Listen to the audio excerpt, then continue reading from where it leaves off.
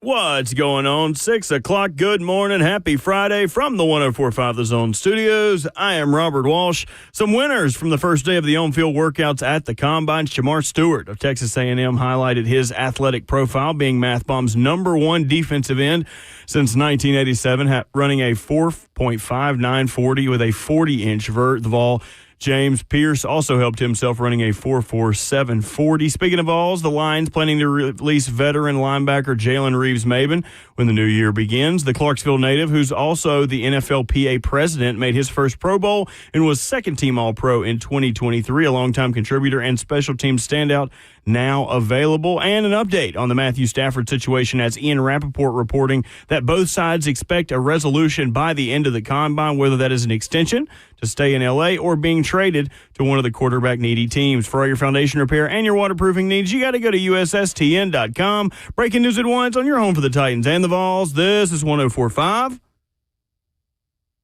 The Zone.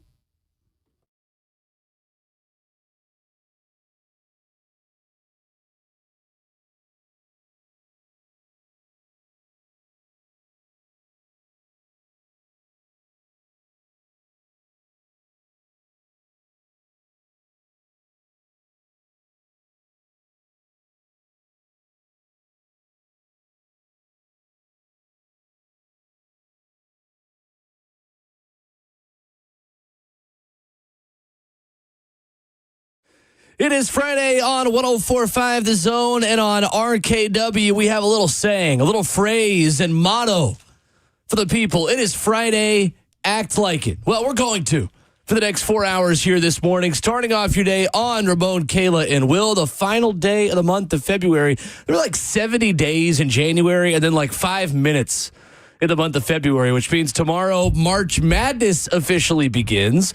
We'll have Ron Slay on this morning at 9:20 to talk about Tennessee and Alabama, talk some SEC hoops.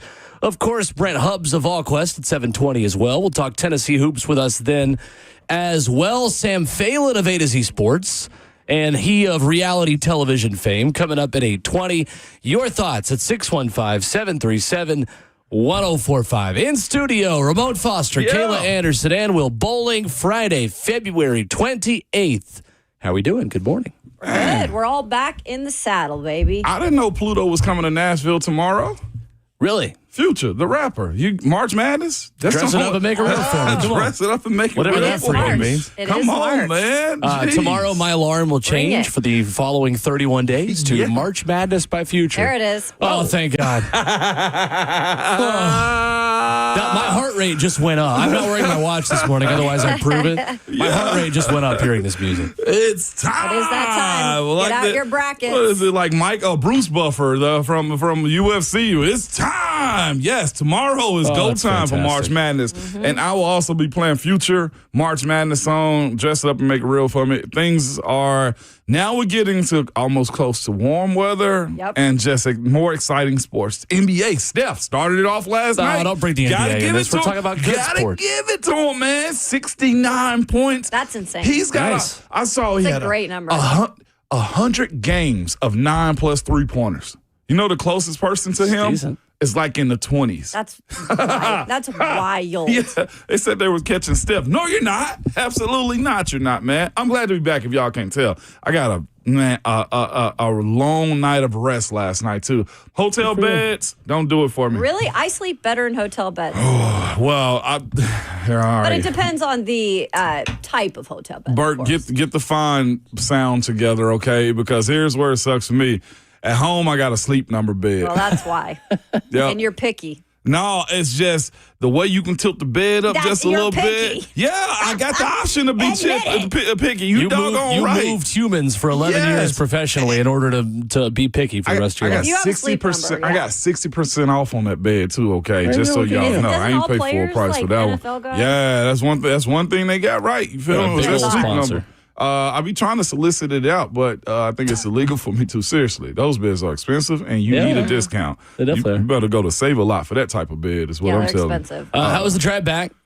I asked you that walking in because we got here at the same time, and you told me, or you seemed to tell me there was a story there. Yeah, related to that. It was torture on the way back. Okay? The van, awesome. I love it. It's awesome for everybody not driving too. Is what I would tell y'all. It is awesome. It's like luxury. It's space, driving. leather seats. They can go back if you want them to. You can recline, put your feet up, watch TV in the back, just be in your own little world. Well, that's good for everybody but the driver. Okay, it's a high roof. So, and we're in Indiana. Buck, shout out to your state, but I hate windy. it. Wide and flat, okay? Every crosswind that had life, I felt it yesterday. And the van, also technology is cool. It's got a crosswind correction. So when it hits a shake real quick because of the gust of wind come by, like it'll bog down, like slow down. And so it doesn't, like it basically decelerates you and corrects which way the wind is blowing. Yesterday, that thing was spicy coming through Indianapolis, so that or Indiana. Helped. It does, but like the jerk down is like legitimately, it's like, what in the hell is going on? And I think everybody in the back didn't really like know what was going on, but it was a few times it almost pushed me to another lane. I was seeing some 18-wheelers. I think that's what Cuzzo Mike was saying a couple of weeks ago, or last week, when he was in the snow. He was like, it was gusty too. And if you got an empty trailer in the back, that wind catches that trailer. I saw a couple of 18-wheelers yesterday, like move a half a lane over also. So it was good, but I hate crosswinds. Do you hear me? Yeah, that sucks. Even in a regular car, I don't like winds. It was good. I can handle it in a regular car because I'm low to the ground. Like, I can't see that flipping over. And the van won't either because my folks that outfitted it, they put a whole lot of metal components in it, so it's heavier. And it's a bigger van this time, too. This one, I hate it because you'll be driving, and whoosh. And it'll just catch you real quick and decelerate you and correct. Who's in the passenger seat? Redimus. Sir okay, Rhett. so he maybe felt your tension at that point. I saw Rick grab the dashboard one time. I ain't gonna lie. Yeah, I was like, hey, you just like me. You're like, hey, relax. Yeah. I got this. I got you. I was trying to put on my sunglasses yesterday because we was getting some sun. And I was like, Rick, can you grab that case for me and put those on for me? Put that in there because I need two hands on the steering wheel. I'm a laid back one arm driver for the most part. Don't ask me why. It must be hereditary, okay? I'm leaning back, and yesterday, for the most part, I was two hands on the wheel. Like, as soon as we got out of Indiana, I correct that. When we got to South Kentucky is when it's somewhat... so Cincinnati. Yeah, I'm just kidding. That's North Kentucky. Portland, though, is when it really got smooth for us. So it was. But overall, the drive was good. I was safe. I got 5-star rating again. They left good reviews in the back of the van, too. Did they give you a tip? They did not give me a tip. Okay. Yeah, they told me not to go in dark alleys, at night. So that's the only tip I got. The tip was, hey, manage the wind better next time. Come on.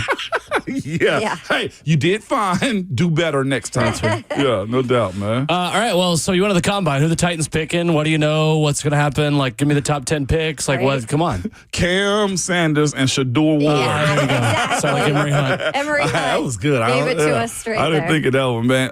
But the consensus of what the Titans can do is limitless at this point, though. But it all still boils down to a trade partner. I think I heard one. I think it's Will or somebody. Yeah, it's just that we was on our own show. What the heck am I talking about? You had a lot of conversations the last few days. I don't blame you. It was the fact that the Dallas Cowboys may even be messing around. The fact that the Giants may not get Stafford. They, I think, are trying to rekindle that situation. The Titans got options, hopefully. It's a matter of does Chad live by the generational word, or if you have a trade partner at this point. But I would tell y'all this, too.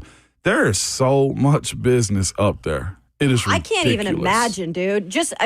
From things like just a little Adam Schefter thing that happened with Jordan Schultz to like you said, the business part. Ian Rappaport. And then all the other little things that go on with business. It is the Senior Bowl is cool. Senior Bowl is all about the prospects, and I think a good time that the coaches and staff like to have down there. Yeah. But when you go to Indy, you are all business up there. It's kind of like the Senior Bowl is the rehearsal dinner, and the Combine is the wedding. It's one the wedding and the reception. Let's talk a little bit more in Indianapolis. That's what you leave. That's Mobile saying. Let's talk a little bit more in Indianapolis. Maybe Senior Bowl's even the bachelor party. I'm telling you. This is more like the wedding and the reception. It's so much you find out up there. Like finding out that like Drew Rosenhaus has like the most clients in the NFL. Can you imagine his percentage that he takes home? No. No. And he's botched so many baseball deals as of late that he needs all the football guys he can he's on that side? Well, he's just notorious for asking for way too much. Then his guys have to sign in spring training after everybody else has already signed. He's got so many people. That's also the difference in sports, too. Think about that. With baseball, we'll go find another one. And it's somewhat, air quotation, easier to do that, too. Mm-hmm. Right. In football, you can strong arm a team. Yeah. But it's good, though. And, again, I will stand on the table for Indianapolis as a city. It shouldn't move. No, it definitely shouldn't. It just shouldn't. It was raining like crazy on Tuesday, and nobody had to go outside. Like, you just hit the air walkways. It's made for the combine. I mean, and they're building more there, too. Exactly. You've got, like, the city also, like, doesn't, I feel like, approach people they just see out. Yeah. Like they're celebrities. Yeah. Like the people in the city understand there's a certain decorum of, like, don't go up to Brian Callahan, or don't, not like anybody did. He's going to go up to Brian Callahan. Like, you know what I mean? Don't go up to Kevin Stefanski, or don't go up to Mike Vrabel if you see him at a steakhouse. Just let him live. Let him live. It was that, too. And then just the random folks you run into. A highlight of my evening was running into Reggie McKenzie. I had on that Vols shirt, too, for later in the evening, and he was, hey, Vol, and I was just like, hey, introduced myself. I was like, I know who you are, and we talked. You can see why he was hired also. Mm-hmm. You can see why he was hired, is what you could say. If you were looking for somebody that had experience or had been through the rigors of understanding how to be in a draft room and the expectation of it, he holds that, and it's a great thing for him too, man. So experience matters. It does. It absolutely does matter. Ran into a former Ainsworth coach there too. He's now the defensive line coach for the Chicago Bears. And you know what he said? That's what I meant to tell him yesterday. I'm in there, and I feel like I know everybody in the sense that somebody said, hey, and I was like, hey, how you doing? One of those right there. I was like, I know you, don't I? Uh-huh. Didn't know him, okay? He was like, hey, man, we know somebody similar. It's like Ron Slay. I said, damn it. Yeah, my brother. Damn it. Why? Even known to the NFL Did he know Combine. he was even your brother? Yeah, he knew legitimately. Okay, and I'll finish it out. Like, I was just like, how in the world am I at an NFL Combine and somebody telling me they know Ron Slay? That's all I can say. It's just, man is everywhere, okay? And I love it. But it was Jeremy Garrett, man. He was a former coach at Ainsworth, if I'm not mistaken. He also played at Ainsworth, too. And he was telling me about his journey from going to high school to a smaller college to Auburn, Florida. Like, he went through a crazy journey to get there.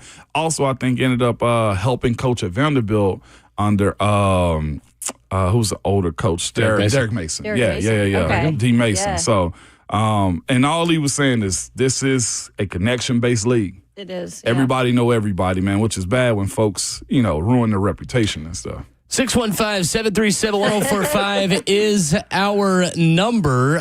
Coming up next, Jim Wyatt with a little scoop from Indianapolis about one pending free agent the Titans are looking to bring back. How do we feel about Mason Rudolph on the 2025 Titans? We'll talk about that next.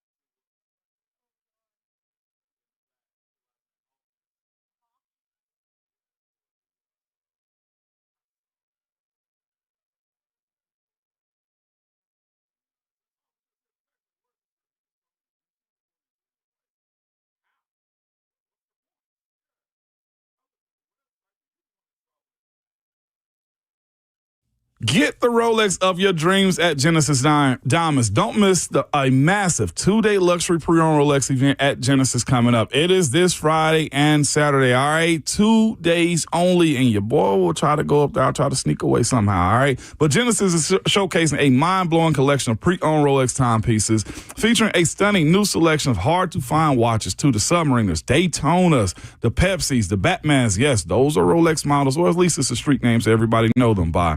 Including the never-worn fresh models that people wait years for. No waiting list and no retail games either.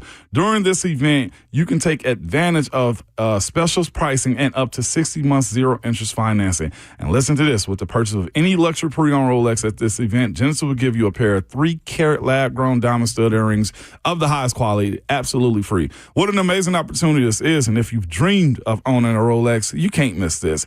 Also, if you're already a Rolex owner, bring your old Rolex to trade or meet Genesis Genesis buyers on site to receive top dollar for your Rolex. Come see the largest selection of luxury pre-owned Rolex watches in the state and take advantage of the special financing and get a free pair of beautiful 3-carat lab-grown diamond stud earrings, yours free. It's the 2 days only. It's today and tomorrow at Genesis Diamonds, your home for luxury pre-owned Rolex, and they're located in Green Hills and Cool Springs.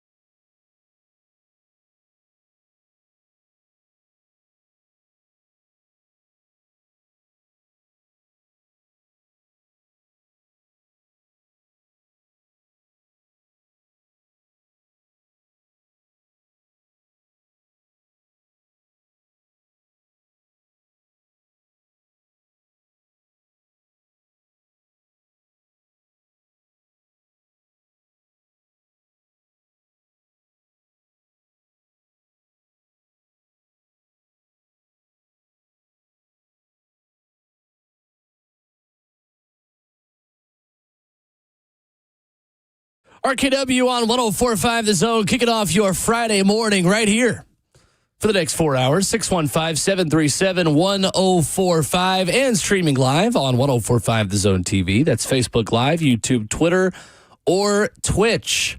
Jim Wyatt at TennesseeTitans.com writes yesterday that at the NFL Combine, he asked Mike Borgonzi and Brian Callahan about Mason Rudolph and their interest in re-signing him in some capacity. The exact quotes seem to tell us that they would be open to having Mason Rudolph back next season. Brian Callahan says Mason is certainly under consideration. He was a really quality player for us, especially the importance of that position. The second quarterback being able to manage part of the room. He says, I was really pleased with Mason. I would welcome him back if that was the right fit. Mike Borgonzi adds, we're going through the process now with some of our own free agents and then free agency with other teams. Mason certainly did enough good things. And talking with Brian, he was good in the room. We have been in touch with those representatives for our current free agents right now. Callahan adds, we will do our due diligence. Do you believe the Titans have serious interest in bringing back Mason Rudolph? I do. Mason is harmless right now. Whether you bring in a new guy, whether it's a veteran that he has to back up, or whether it's a rookie that they have to bring in. That's like he's now, in my opinion, has put himself in a backup role in the NFL. So, yes, this is appropriate. Some parts of this team have to remain the same. It's just how the game goes sometimes. When you look at how do you build a team, how do you create and sustain culture, it is signing guys like this. Mason ain't going to break the bank. Like right now, they pretty much alluded to the fact that this is a little bit of a conversation between him and his camp. I know Mason likes being here. I know the fact that he likes Coach Callahan, he likes Coach Holtz, he likes all of the guys when it comes down. Bo Hardigree, quarterback coach. Like Mason is also an extension of the coaches in his role now. He's about to be 30.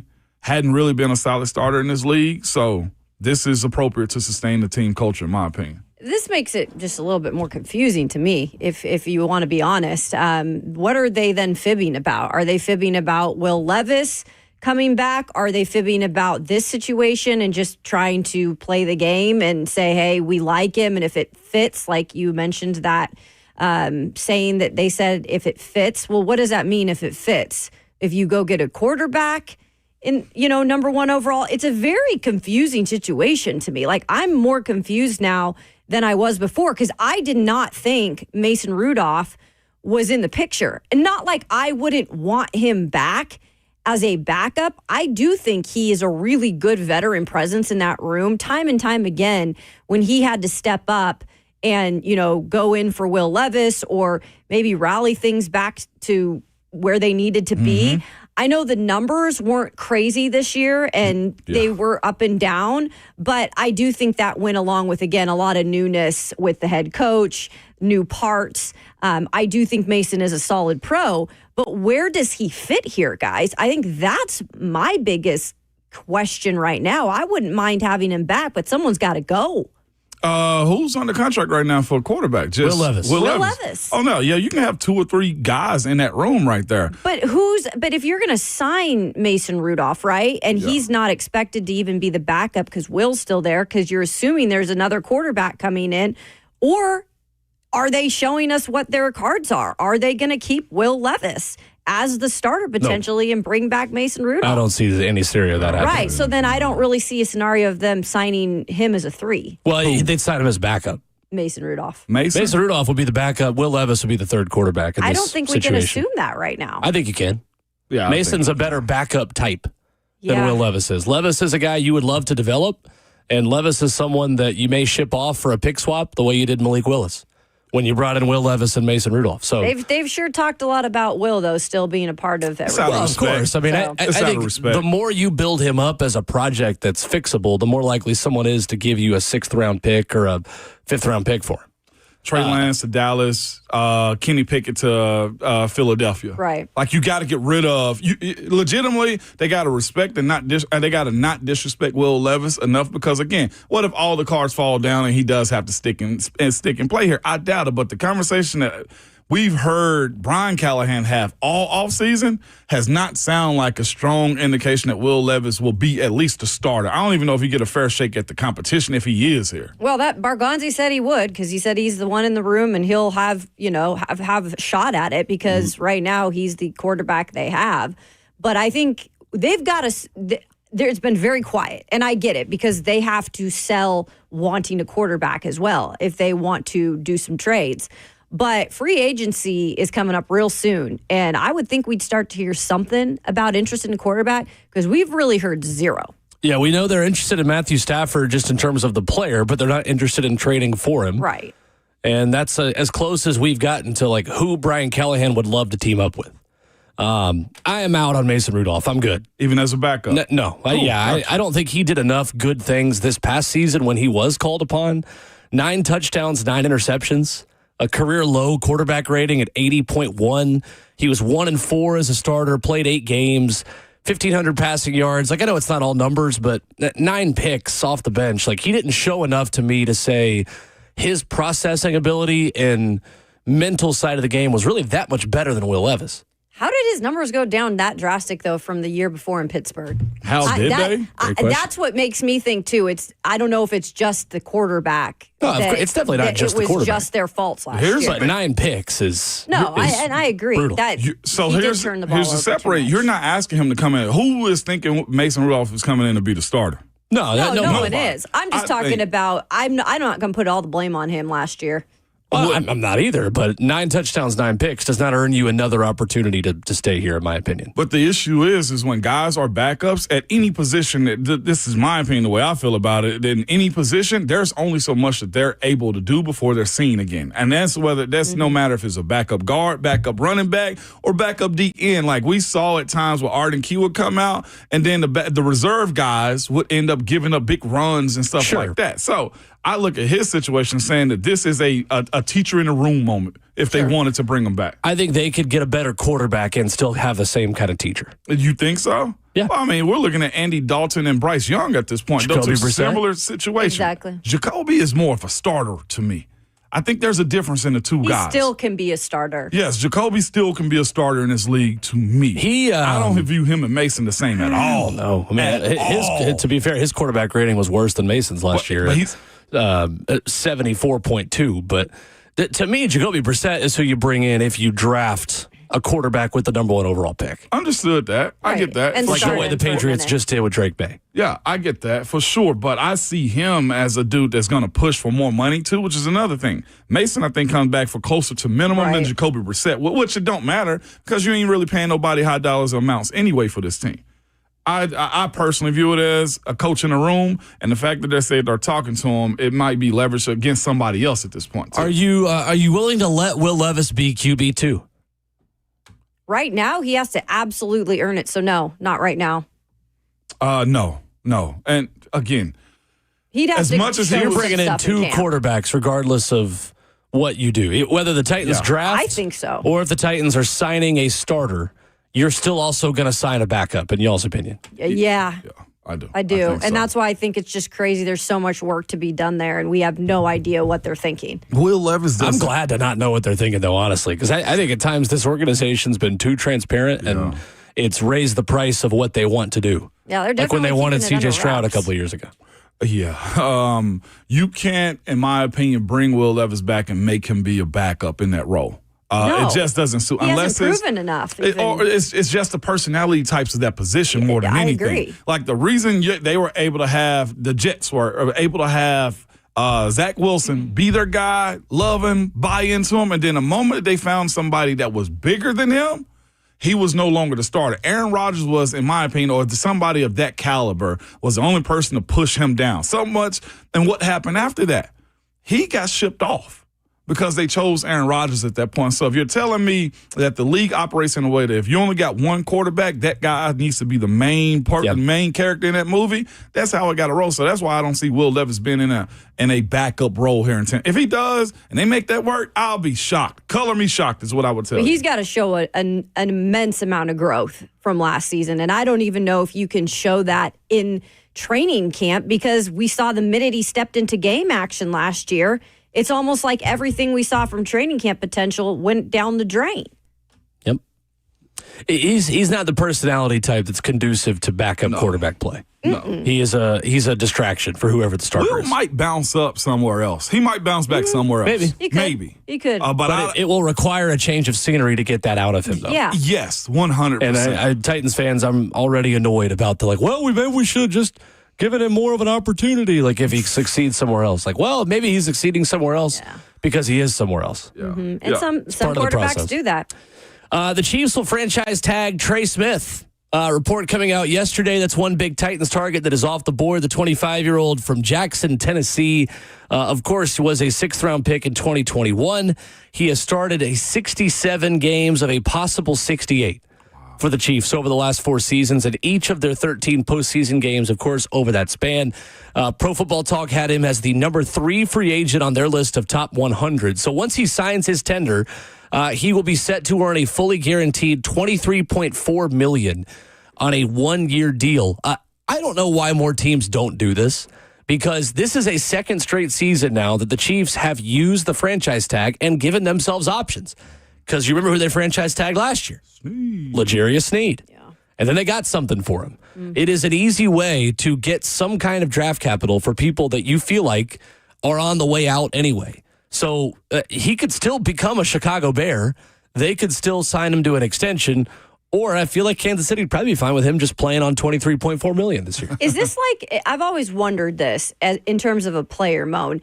Is this in any way a slight to the player? It can be, because what you want is a loan commitment. It's just like, are you just going to continue to take me to McDonald's, or are we actually going to go downtown and you treat me nice? This is basically what it is. And also the NFL is such a high rate of injury sport too. That 1 for 23 is awesome. Trey, I don't know his inner workings, his business endeavors and stuff like that, but $23 million after taxes, that's enough retirement money for all of America. Heck, at that point, unless you are Jeff Bezos or somebody, I guess. But that does give you understanding where your floor is probably going to be moving forward. But you much rather that 23 being a $50 million signing bonus with the annual average of whatever else, So a lot of players hate it, but it's security, short-term security. Because there's been guys that may have gotten that and fallen off soon after that too. Or if I play under this franchise tag and I get injured, that's in the other one, right? I'm devalued at that point. So it's a fine line on be happy that you're that much, you're going to be compensated that much.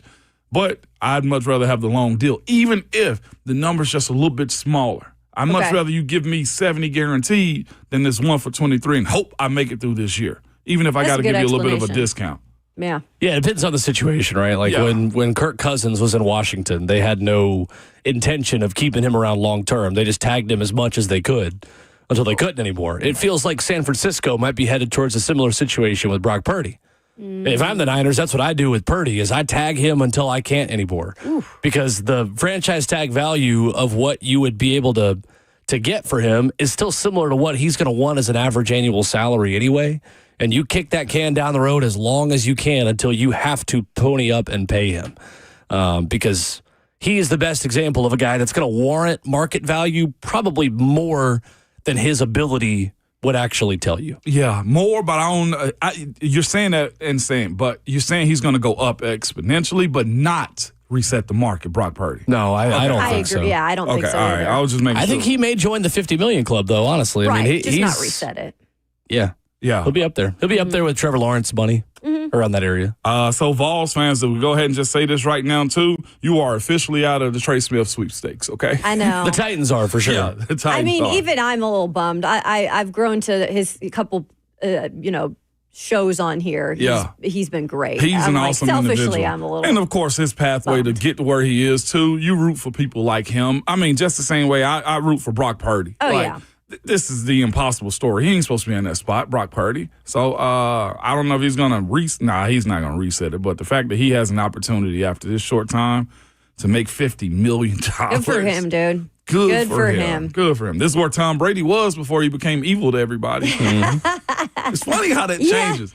I'll never forget Patrick Mahomes. Everybody loved him. Now, because he vanquished Brady. That's what it was, wasn't it? He got him up out of there. Yeah. Not so much anymore. It is interesting to see where the Titans will pivot next after Trey Smith, and we'll see them put their money where their mouth is about, well, we're not just going to go to the next guy. True. We're going to piece this thing together and be selective with what they value. Yeah.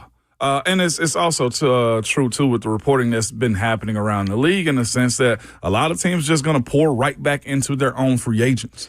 So it does seem, too, and to that point about pouring into your own free agents, I wonder when Dylan Radins, or like how far Dylan Radins is on their board compared to a Jonah Jackson or compared to a Kevin Zeitler.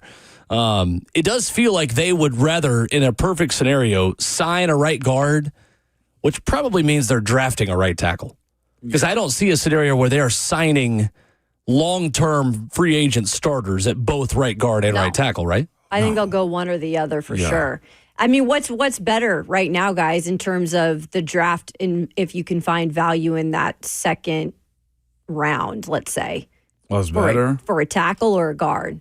But you could find a starting guard on day 3. Yeah. Yeah. So or maybe undrafted. Shout out Ramon Foster. Seriously. Those dudes come up time and time again. Or a non-combine guy like Kevin Dotson is now for the Rams. Yeah. In my personal opinion, this is even me going to slight ourselves here at this point. Sorry, guards. But you much rather want to draft a tackle that fits what you want instead of having to go piece a guy out of free agency, in my opinion, to be honest with you. It's a more premium position. Yeah, it is I a get more that. premium position. I do feel like they need veteran presence, though, still on that line. So I do think whatever they're going to sign on that right side, it's going to be a veteran most likely. But I think that's such a big part of it, too. Paul in Mount Juliet up next, 615-737-1045. What's up, Paul? Yeah, I got a couple questions. Okay. The Titans were the worst in the league. They got the first-round pick. Now, you're talking about dumping Levins and Will Levis, and where would you go with the number 1 pick? Would you go O-line, defensive end? They have a lot of holes. So would holding Levis be a terrible thing, or would you got to take a flyer on a first-round QB and hope to God that he works out, or are we just going to go through another quarterback disaster that we always get? And I'll just listen. Thank you, Paul. Appreciate it, Paul. Well, the rubber meets the road, guys. Who you taking with the number 1 pick? Options are limitless. I mean, we've been going back and forth about this for about 3 weeks now, I'd say, but we all have maybe a little different opinions. I still, right this point, feel like to go with the quarterback and Cam Ward. I'm sold on him. I'm not going to move from that, but I'm not going to be mad if they take Abdul Carter, because I think we've all started to learn he is a generational talent. And if you're not drafting a quarterback, you need to get to the quarterback. And so that would be my second option. I'm not picking number 1. I'm moving back as quick as possible. I'm hoping that whatever the Rams and Matthew Stafford got going on, they hug and make up, and he don't want to move his business or family. Yeah, moving back. I'm not picking 1. Move back to 3 and select Abdul Carter for me as plan A at this point. And based on some new reporting, it sounds like that might be more and more possible. Some updates on Matthew Stafford as recently as this morning from Diana Rossini a few minutes ago. We'll tell you about those updates next.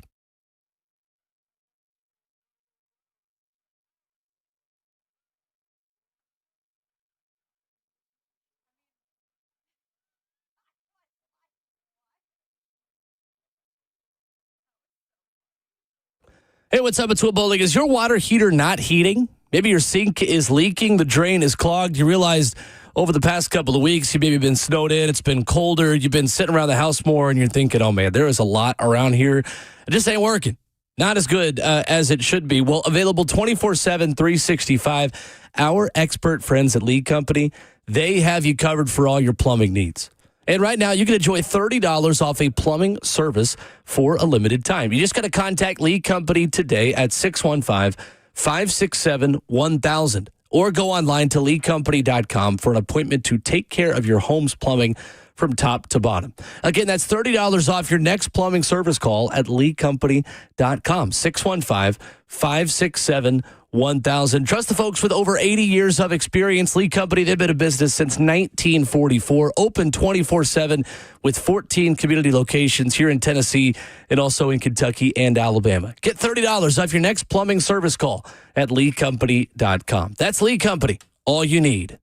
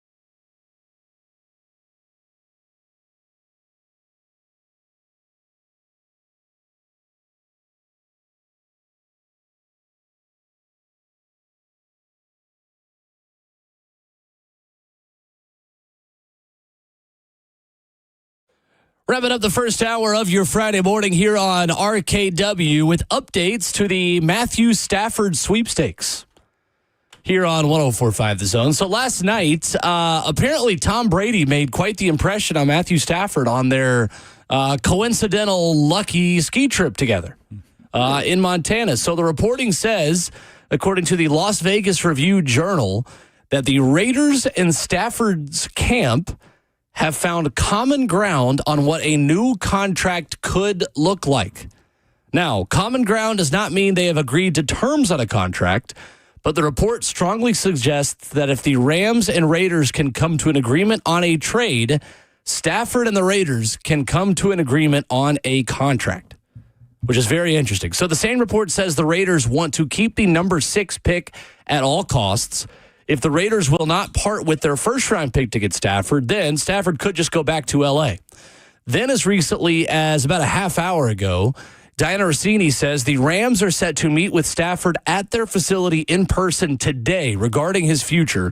The Raiders and Giants have discussed a 2-year contract that includes $90 to $100 million guaranteed.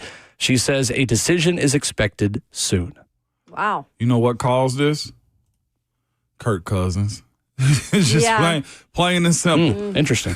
Kirk Cousins is the reason why he's out here saying, "Hey, sure. I know." It's just like boyfriends, girlfriends break up with him. It's like, you dating him? You chose him? Like, yes, that's pretty much, in my opinion, what Stafford probably said about Kirk Cousins going to Atlanta and getting that $100 million. Like, I know him better than him. Like that. This is a competition environment and everything that they do. And when you are Matthew Stafford, like that makes sense to me when you're talking about him thinking he can still play and also cashing in one more time. I don't know if he makes the Raiders a Super Bowl caliber team, but he at least changed the trajectory of what they are as a franchise more than anything. They're paying him for the Vegas lights at this point in my mind. And we'll see if he can stay healthy and get that old. I think they got a solid line, though, too. Good enough offensive line. Yeah, I mean, they have, I feel like they have somewhat of the talent. I think they need to upgrade a little bit in certain positions, even maybe upgrade at wide receiver, like maybe give him a little more. But I think Cooper Kupp could come with him wherever Matthew Stafford signs. I think there's a realistic chance that Cooper Kupp goes with Stafford. The question is what, I guess, do you need to give up if you're the Raiders in terms of picks, right? What would you give up, you think? I was trying to look at what they had this year with their draft picks. And of course, it's way harder to look this up than to just, you think it would just pop up, but it didn't. Let me see here.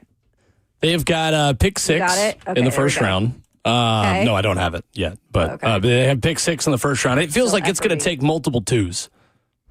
I think so. I think it's a starting point for them. Maybe even a 3-2, because here's the thing. They are relieving them of the contract, too, as far as the Rams go. So there's value in that. We spoke about the Titans essentially paying for a draft pick if they had to trade somebody away. Right. That's essentially what the Rams will have to do at some point, too. Also, their offensive line, according to PFF, all of them in the green last year. And I forgot all about that. Colton Miller's the left tackle. Jackson Powers-Johnson at their center, too. They got Dylan Parham at their right guard. They have a squad. So, yeah, shut up, Moan. They actually might be this might set them up a little bit better. They have 2 3s from the Devontae Adams trade. Yeah. They have 8 picks, number 6 overall, 2 3s, 4, 5, 6, and 7. So they've got a pick in every round and 2 in round 3. And if you're talking about finding a wide receiver, also, you bring Cooper Kupp along for the ride. They have a young, talented team. And then I ain't even mentioned the tight end. Yeah. Brock Bowers, best rookie tight end in NFL history. That's a plus. This is what we talked about yesterday. Art Stapleton out of Jersey at USA Today says if the Giants don't get Stafford, he expects them to trade up to number 1 with the Titans. So Stafford either going back to L.A. or going to Vegas, which appear to be the 2 most likely options, is great news if you want the Titans to trade back. Because I think if this happens, the Titans are going to make a trade with the New York Giants to move back to the number 3 pick. It is interesting for the Giants, too, though, because if their number 1 overall thought process is go get a veteran quarterback that we know can win right away, that can maybe help save our GM and head coach's job, it's a lot different strategy, guys, than trading away picks. Again, you're organization that needs all the picks you can get, trading away picks and putting your bet on a quarterback that you have no idea what you're going to get out of them. So you're not only just, going to get a quarterback you don't know about, you're trading away picks to do it. So it's a weird philosophy if that's what they go with too, because they're all in on this, but the other plan is completely opposite. As far as the Titans making that? No, just the Giants in terms of what, it's very different philosophy. They got to. They're desperate. They're desperate. A little too desperate, in my opinion. Way. I and think you that's love that. Dangerous. Love to see it. If you're the Titans, the danger is good. So there is a little bit of a soft deadline to get this deal done. The third day of the league year, Matthew Stafford is owed money. So basically, the reason why all this is happening is because Matthew Stafford wants $50 million a year in a renegotiated contract. Because last season, as a compromise and a similar kind of stalemate, they moved $5 million from this year to last year. So we got $5 million more last year. It reduced his overall compensation to $27 million this year, and his fully guaranteed $5 million third day of the league year roster bonus went down $1 million as well. So his $10 million guarantee removed for this season as well, and his 2026 year worth an unsecured $31 million stayed the same. So he is a little underpaid based on what he probably could get on the open market. Mm-hmm. And when that happens, guys shop and are given the permission to shop. And good for the Rams with an opportunity to get something for an aging 37-year-old quarterback that they thought would probably just retire. It's amazing how all the dominoes could fall just because of one player. Because you then also have to look at what the heck do the Rams do too. Mm-hmm. Rodgers. You're exactly I think it's Aaron right. Rodgers to L.A. Give him a 1-year deal. Mm-hmm. And here's the thing, too. With what Sean McVay has done 2 or 3 different times with revamping his offense, he's probably in a dark room right now just crafting up Aaron Rodgers plays. For what he did. I know, man. Like, for what he did not do in New York, watch this fool in L.A. get him right. Watch this. Sean McVay going to get him right. State, so. Sean McVay is going to get him right. Watch. 615-737-1045 is our number. We had workouts to watch last night at the NFL Combine. A former Vol impressed, and there was one player who didn't have a lot of production in college who stole the show. And we'll talk about that next.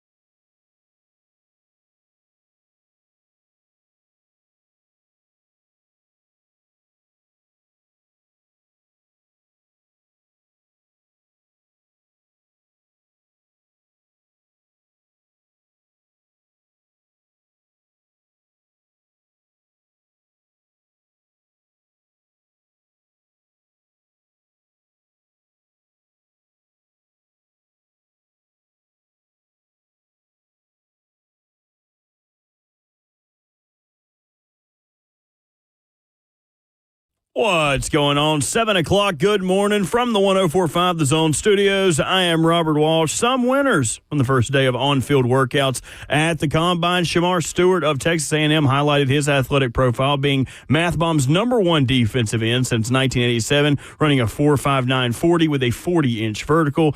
James Pierce also helped himself running a 4.47 in the 40. Speaking of Vols, the Lions planning to release veteran linebacker Jalen Reeves-Maben when the new league year begins. The Clarksville native, who's also the NFLPA president, made his first Pro Bowl and was a second-team All-Pro in 2023. Longtime contributor and special team standout, now available for the free agent market. And an update on Matthew Stafford's situation, as Ian Rappaport reported yesterday that both sides expect a resolution by the end of the Combine, whether that is an extension to stay in L.A. or being traded to one of the quarterback-needy teams. For all your foundation repair and your waterproofing needs, you got to go to USSTN.com. Breaking news at once on your home for the Titans and the Vols. This is 104.5 The Zone.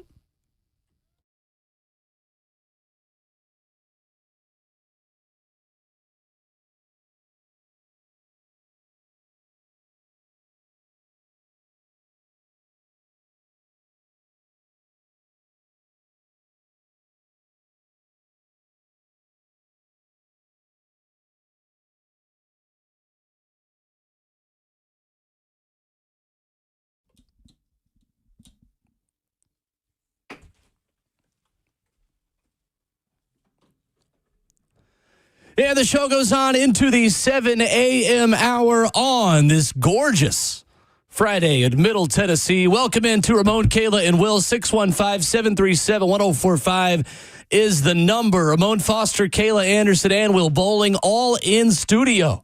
Robert Walsh and Justin Hawkins behind the glass. Coming up in 20 minutes, we will welcome Brent Hubs into the discussion of VolQuest on 3. The biggest game in college basketball happens in Knoxville, Tennessee, tomorrow afternoon between Tennessee and Alabama. Of course, you'll hear it right here on 104.5 The Zone, a 3 p.m. tip, 2:30 Vol Network pregame coverage.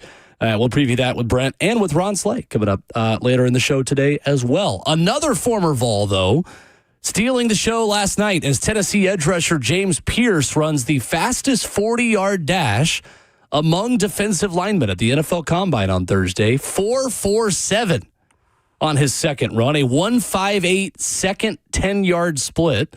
On his second try, he improved that to 1.56. He reportedly hit 23 miles per hour in the Citrus Bowl against Iowa. But, guys, how much is he helped by running sub 4.5 at the NFL Combine? His league is a league of the need for talent, the need for specialty, the need to have something that nobody else got on their team or get another one of those things. He helped himself a ton, though. I'm not sure how his one-on-one meetings went and what kind of answers he gave to the questions that they were asking him, but he checked a lot of boxes as far as the on-field stuff yesterday. Big, long, rangy athlete, man, and to be 6'5", 240 plus, running a 4.4, and all you say to yourself is this: no matter what his issues may be, if they didn't get cleaned up, you want that on your team, and it'll be a team that'll select it. And if he does drop, a better team will get just more Infinity Stones, man. I was told, like I said it to you guys, don't be shocked if he run a 4.4, and doggone it, he did. He did. Yeah. My partner hit me after, was like, I told you he was a freak. And I was just like, yeah, you're right. I was scared, though, on the vertical, because when Shamar Stewart and Landon Jackson jumped 40s and 40.5 inches, I was just like, oh, I don't know if James is going to run that no more. And he did. Big time for James Pierce Jr., though.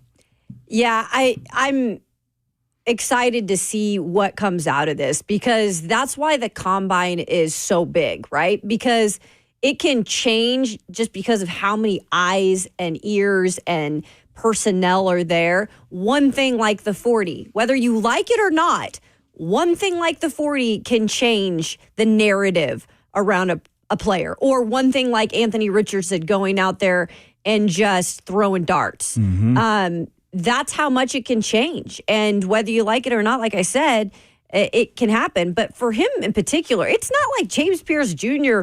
was not being talked about. He was the most talked about guy coming into last season. It's just that I think the way the season went, and maybe because the sacks weren't as immense as what they thought they might be. He did things more quietly. And then you mentioned the character concerns, Ramon, and that wasn't even out in the open, really. That was just what GMs were talking about behind the scenes and coaches. But he's going out and showing out, and now he had the chance, too, with interviews to probably redeem himself a little bit. I would not be surprised if he starts climbing back up. But worst case scenario, guys, he goes to a great team like Ramon mentioned. That's, I guess, the one benefit of going late 20s. I think the other big win he had was coming in heavier than his listed play weight. Because a lot of people in their evaluation of him said, he's a little light in the load. He might need to add a few pounds. Well, he was listed at 243 on his Tennessee web page. So, but at the combine, he weighed in at 245. Usually in college, those things are kind of blown up a little. Everybody's a little bit an inch and a half taller, about 15 pounds heavier. For him to come in 2 pounds heavier than he was expected, I think was also a big win. Two other SEC edge rushers just told the show yesterday. Shamar Stewart at Texas A&M and Landon Jackson from Arkansas. Starting with Stewart, the relative athletic score of Kent Lee Platty that we've had Kent on the show. We've talked about 1 out of 10 in terms of your athleticism. He is a perfect 10.00 in terms of how he tested, Shamar Stewart. This is a guy who does not have a lot of production. I believe 3 sacks, the most he's ever had in one season. But athleticism is something that you covet at edge rusher. There is the closest correlation to good athletic scores and good NFL edge rushers. And I think at A&M specifically, there was a piece that I was reading this week about this. The way they ask their edge rushers to play is not conducive to production in terms of sacks. The defensive ends in that system at A&M are asked to ride out the zone read and just kind of surf over top and contain.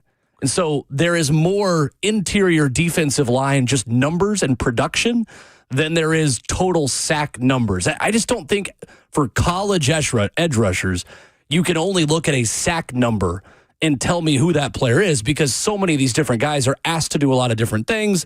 They're getting held, they're getting double teamed, they're going up against the best linemen time in and time out in college. And I'm reading he actually, just in terms of his 3 years, only had 4.5. So he averaged 4.5have total sacks in college. Yeah, that's wild. Production's low with him. It was one of the knocks that I was talking to folks to about him is that too. Can you get the production?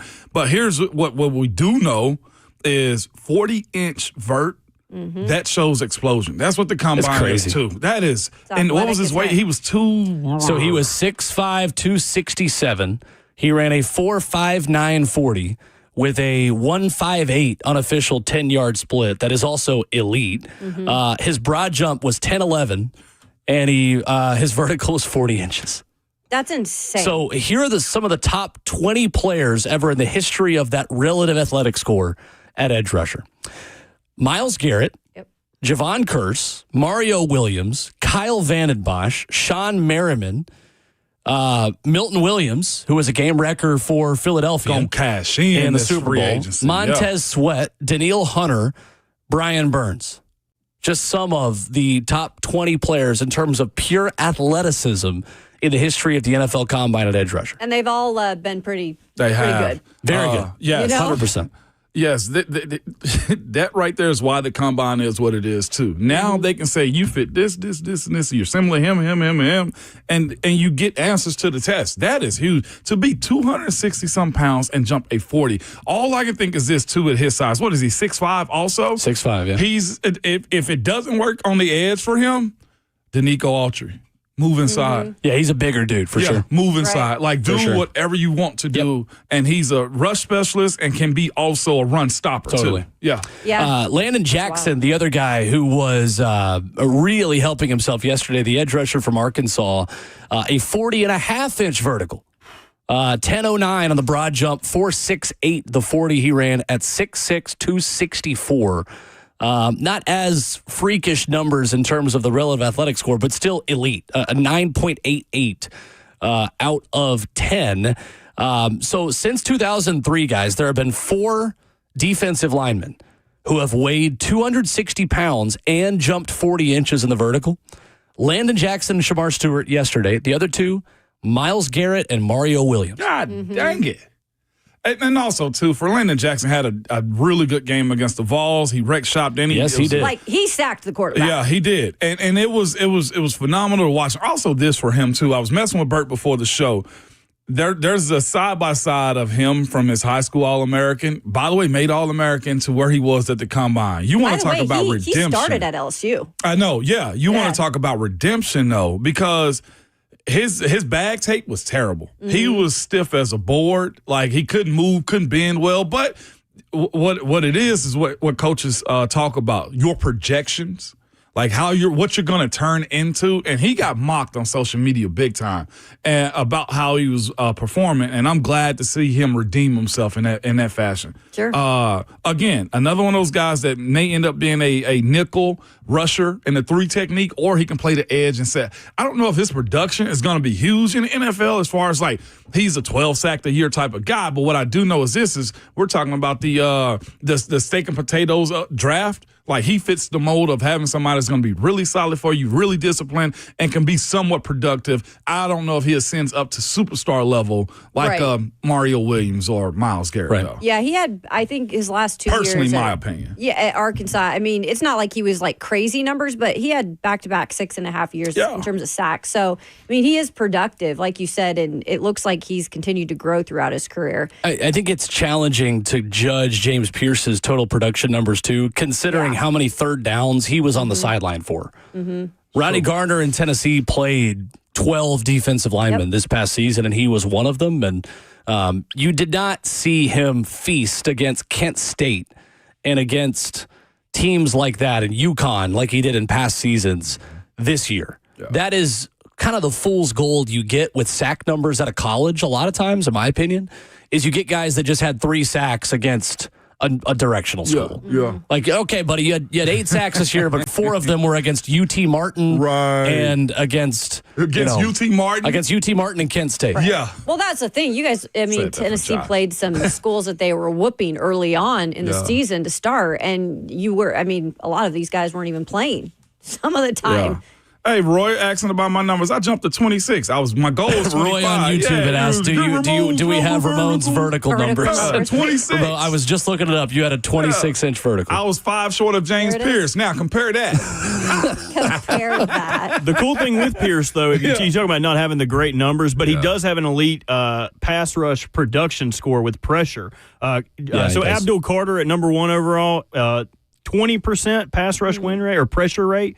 James Pierce has an 18.7 pressure rate. Pretty dang good. I got to be able to find stats like that. Bert just come out of left field. Hey, look at this little baggie I got for you. I'll be biased for 2 seconds. He got held a lot this past year. That was not called. Yeah. I mean, he got held all the time. And it was not thrown nearly as much as it should have. Also, this, too, with as much fanfare he had around him also, the eyes of double teams is going to be there. It's like the way Eric Berry was his senior year. Eric Berry's production as a senior at Tennessee was nowhere close to what it was the rest of his time because nobody wanted to throw his way. I agree. Quarterbacks are talking, folks. What are you talking Combine. about? Who's up? Saw the tweet. Jackson Dart. Yep. At the podium. NFL Combine interviews continuing. Coming up next, VolQuest's Brent Hubs. He will join us talking Tennessee, Alabama. What's going on with Ricky Gibson? Corner who entered the transfer portal release says he's going to in April. We'll get the latest from VolQuest's Brent Hubs coming up next.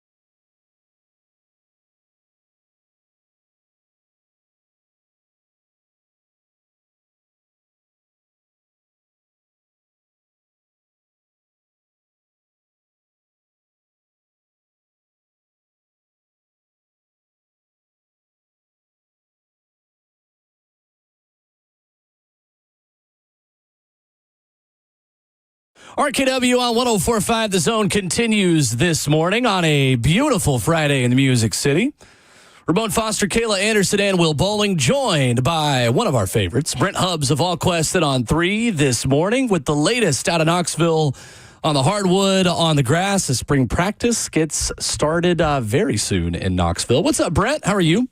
I'm doing fantastic. Happy Friday to everybody. Enjoy the sunshine. I see Ramon has survived the combine. Right, Ramon? I did survive, man.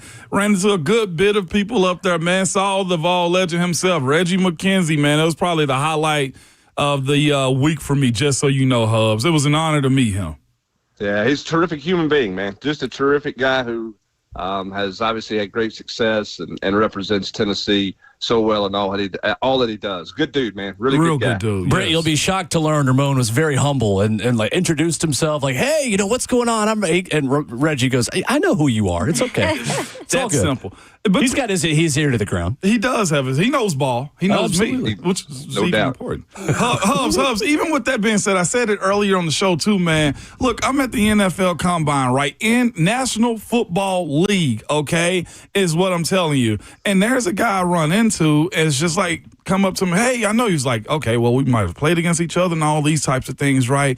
He was like, hey, man, we know a similar person. Ron Slay. I said, dang it.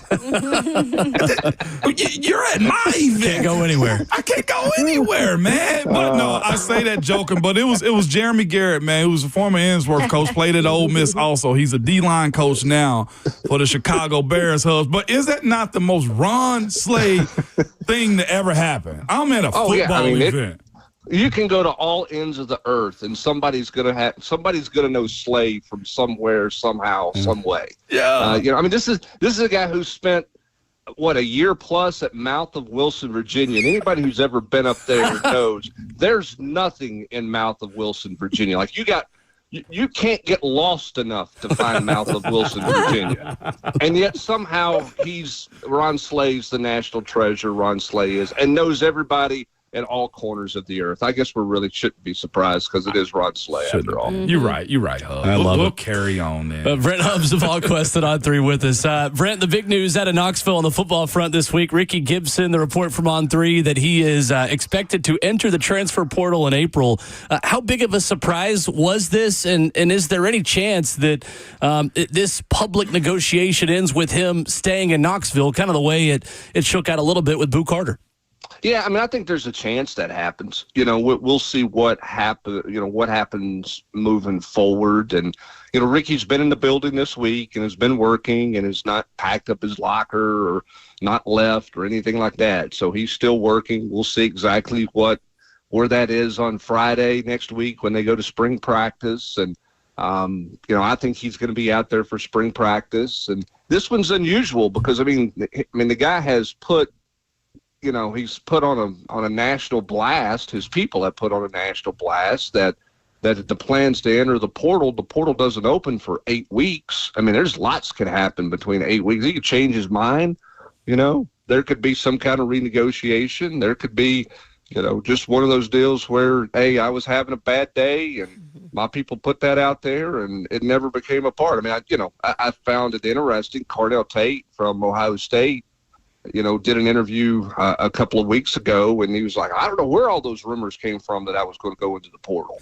I'm like, well, yeah, we do. We all know where Right. they came from. Well, I never talked to anybody. No, you didn't, but your people did. So it's just, this is different. These are different when it becomes a public deal, and you try to do everything through the public eye so the public's in tune or knows what's going on, as opposed to what most people do, and that's, you talk behind the scenes, you talk privately and say, hey, I need this, I want this. If I don't get this, then I'm going to go into the portal. And those happen lots. That happens a lot of times. And fans never know about it. But this is different because you let everybody know what you're thinking in late February when you don't have any options until April, which is certainly a bit unusual. But that's the world that we're in college athletics, and that's the concerning thing that you have for college athletics. It's not going away. It's not, it's not on its way out the door or anything like that. But these are the type things that bother you if you're trying to grow the game, because these don't help. This doesn't help relationship with the fans at all, who you're asking for more and more from. Brent, how much does Boo Carter's situation encourage all of this to happen? Like, oh, hey, well, you put it out there publicly and you negotiated this and, social media and court of public opinion. What's stopping me from doing the same? Do you think that was a factor at all for Ricky Gibson? Yeah, I think just the fact that, Boo Carter publicly did that and got a deal out of it, and Ricky Gibson got a deal, but probably not as big of a deal as what Boo Carter got. And, where's his value? Where does he think his value is? And I don't think there's any doubt that some people look at that and go, okay, how do you get things done? Well, maybe you go public with it. And, you try to negotiate that way, and you threaten to leave. But here's where I would caution all those people. Right now, we're in a world where you can play that game, publicly or privately, but especially publicly. And everybody who's done that, for the most part, a lot of people who have done it for the most part, have gotten what they want out of it. Do we get to a point where somebody, calls your bluff on it, so to speak? And I'm not saying Ricky Gibson can't go somewhere else and play. He can. Does he really want to go somewhere else? I had somebody tell me one time, don't go ask for a raise unless you have another job. Because you might get told, go find another job. Mm-hmm. And at some point in time in the world of college athletics, there's going to be some quality kids, quality players who try to play that game, and they're going to get told, go play somewhere else. Now, when do we get there? I don't know. But at some point in time, those days have to come, because this thing has to self-correct itself. And I don't know when or how we're going to do that.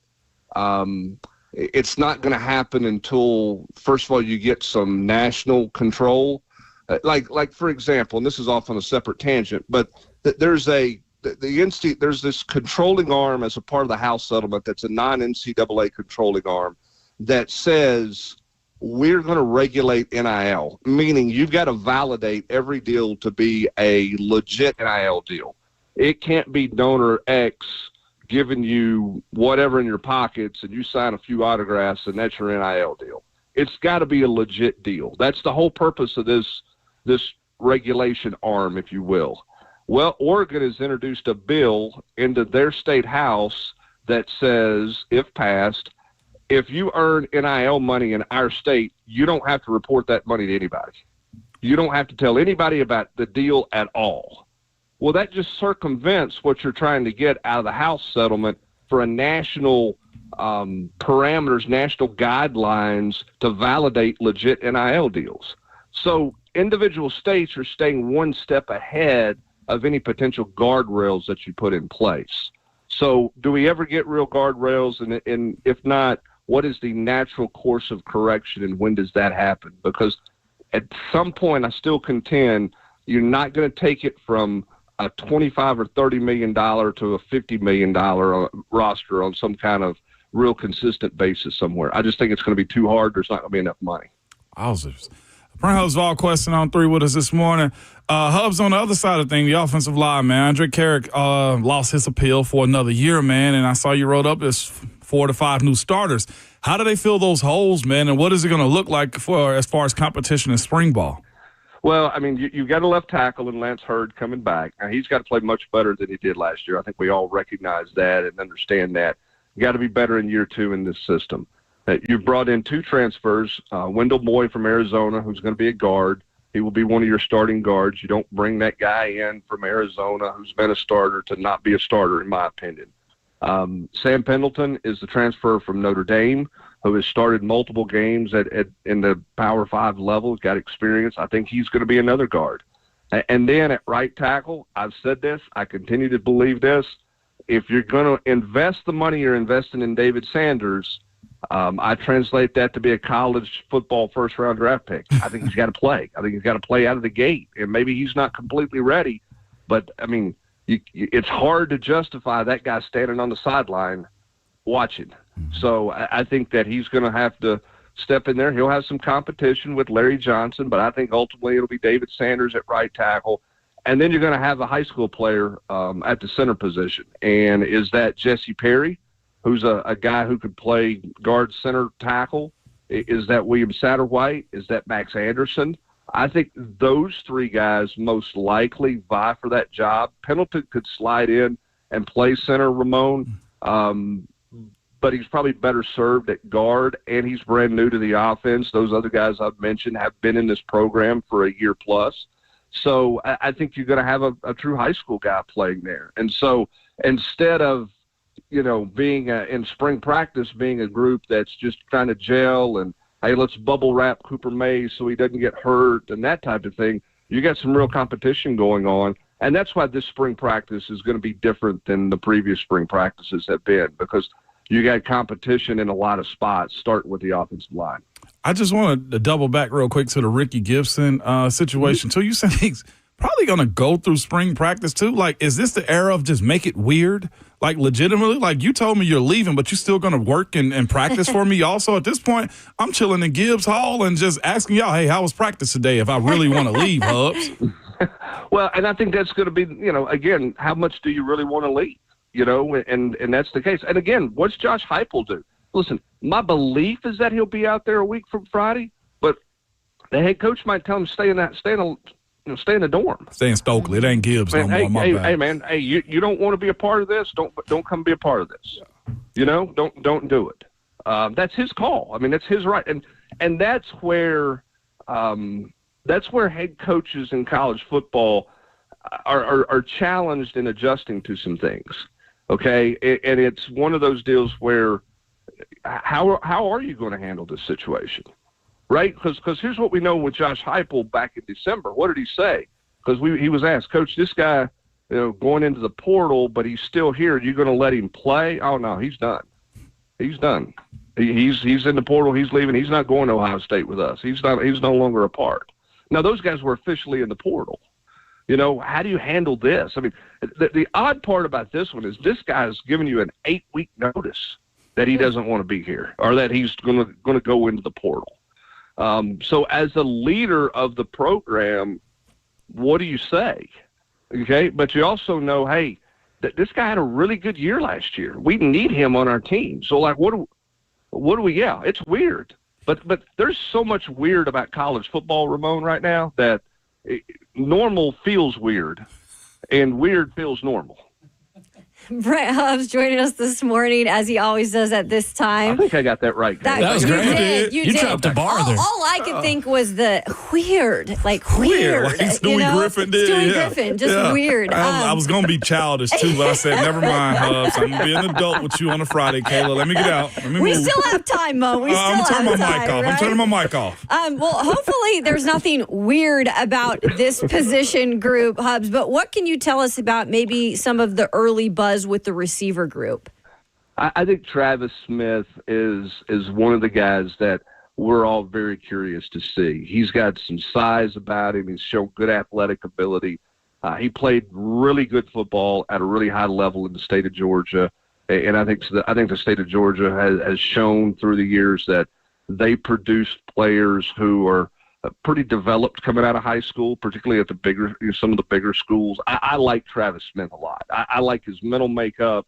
Now we'll see how, the transition to college goes and you're on your own for the first time and sort of all of those types of things. But I think Travis Smith's got a lot of self-starter in him, and my conversations with him, that's the way he comes across when you visit with him.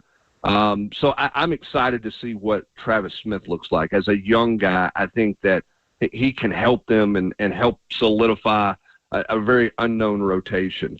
What's Chris Brazzell in year 2? You look at the history in this program, there have been receivers who have been much better in year 2 than year 1. What does Brazzell look like in year 2 in this offense? And the same for Mike Matthews. I mean, we saw Jalen Hyatt take a big step from year 1 to year 2. I think Brew McCoy was on his way to a big step from year 1 to year 2 before he broke the ankle. So we have seen guys in this program kind of take off in year 2. Dante Thornton was better in year 2 than year 1. So what does Mike Matthews look like in year 2? What is Chris Brazel? How much more comfortable are they with this offense? And then I think the other thing, too, is what are the tweaks that are made to this offense? What's Josh Heupel going to do in this offense differently? Are they going to tweak some of the route tree stuff? Are they going to do some things different? Josh Heupel, with Joey Halsley and now with Seth Luttrell coming on board, I mean, they're spending a ton of time really breaking down and deep diving and self-scouting their offense. And where do we need to tweak things? Where do we need to adjust things? The core of everything they do is not going away, okay? They're suddenly not going to have tight splits and really reduce space and all that kind of stuff. They're going to look and do a lot of the same things that they're doing. But what are some of the subtle tweaks we see in this offense, and how much of it is in the passing game, and how does that change some of the receiver stuff? I think the other guy that we're all that there's some buzz about that you feel like is going to take a real step when given more opportunities is Braylon Staley in the slot. Mm-hmm. I think he showed at Ohio State he could play at this level, and I think now the opportunity is really there for him. And I think he's got a chance to run with it this spring. I think it's a big spring for him. Good information there, Hubs. Brent, when it comes to the information on what they're looking to do to fill those games for 2026 and 2027 with Nebraska canceling, what are you hearing out of what Danny White might do with that? Other than frustration, not a whole lot right now. I mean, it's one of those deals where Danny White really wants to do a home and home. I mean, he really does. And here's his concern about not doing a home and home, and it's justified. You played in Charlotte last year against NC State. It wasn't a game you picked. You had to put that game together because the conference said you can't play Oklahoma because they're coming in the league. You play them, but you didn't get the home game that you were scheduled as a non-conference game. So you got a neutral site game there. You're opening the season this year on the road in Atlanta against Syracuse in a neutral site game, and a game that Philip Fulmer put together and agreed to doing when he was the athletics director. Now, you're supposed to play a home and home with Nebraska in 26 and 27. Well, what if you have to fill that with neutral site games? Okay, now you're talking about neutral site game for year 3, year 4, and then in year 5, which would be 28, you would have West Virginia and Charlotte. That's 5 straight years of neutral site games. There's not an 80 in the country who wants to play 5 straight years of neutral site games. So Tennessee is searching and trying to figure out a way to get a home and home, whether you move that West Virginia game around somehow or you find the home and home in 26 and 27 with a Power 5 or Power 4 opponent. It's just really hard. And that's why Danny White was so frustrated with this decision by Nebraska, because it's just hard to find games. The other thing, too, is you don't know what your conference schedule is going to be. Are you playing 8 or are you playing 9? You know, when's the league going to make a decision on that? We've been talking about that decision for 2 years or 3. They keep kicking the can down the road there because they're waiting on TV to come back with them for more money. I think ultimately they end up at 9. Do they end up in 9 and 26? My guess is probably yes, but we don't know that officially yet. So if you're playing 9 conference games, okay, what does that look like then for the rest of your scheduling? What are you looking to schedule? Are you going to schedule sort of the way Nebraska scheduled here with the payday games and rest all your laurels on your conference games for playoff hopes and all that kind of stuff? I mean, we'll see. It's just I think with a new quarterback, Kayla, and all those things, they would love to play a home game in 26 if they could. But, you know, there's a lot of people want a lot of things, and we don't always get what we want. So we'll see what that looks like. It's hard to find. VolQuest, Brent Hubs joins us Fridays at 7:20 here on the show. Great stuff as always. Check out the War Room every Friday morning at VolQuest.com. Brent, thank you as always, sir. Appreciate you. Absolutely. You guys have a great rest of the day and have a great weekend. Yes, sir. You too. There's Brent Hubs with us here this morning, brought to you by Ascend Federal Credit Union, your financial partner for every stage of life. 615-737-1045, open for your phone calls. Interesting there on the opponent stuff. And, man, they got a lot of work to do in a short amount of time. People are tired of neutral site games. Yeah. Myself included. You lose money. I was just speaking about the revenue sharing. If they're going to start paying athletes, that stadium money matters. Mm-hmm. It does. Not just that, the campus stores like Vol Shop, where I spend way too much. There you go. I know. You might as well own stock in it at this point. No, it's sad. It's every time I walk underneath that walk bridge, that skywalk, Where the money wall used to be. the money wall, yeah. And now it just takes your money. It's just you don't get it back. Used to get money from it. Now I give money to it. Kayla. It's like, For those unfamiliar, where the Vol Shop is now, there used to be just this wall of ATMs, like long wall of it. Back when you needed ATMs to get money, you couldn't just Venmo somebody. Weird to think, And it was just called the money wall. No longer exists. That's the Vol Shop. That's called the Vol Shop. Coming up, there is an update on NCAA tournament expansion. New reporting about the future of the big dance as March Madness looms tomorrow. We got that for you next.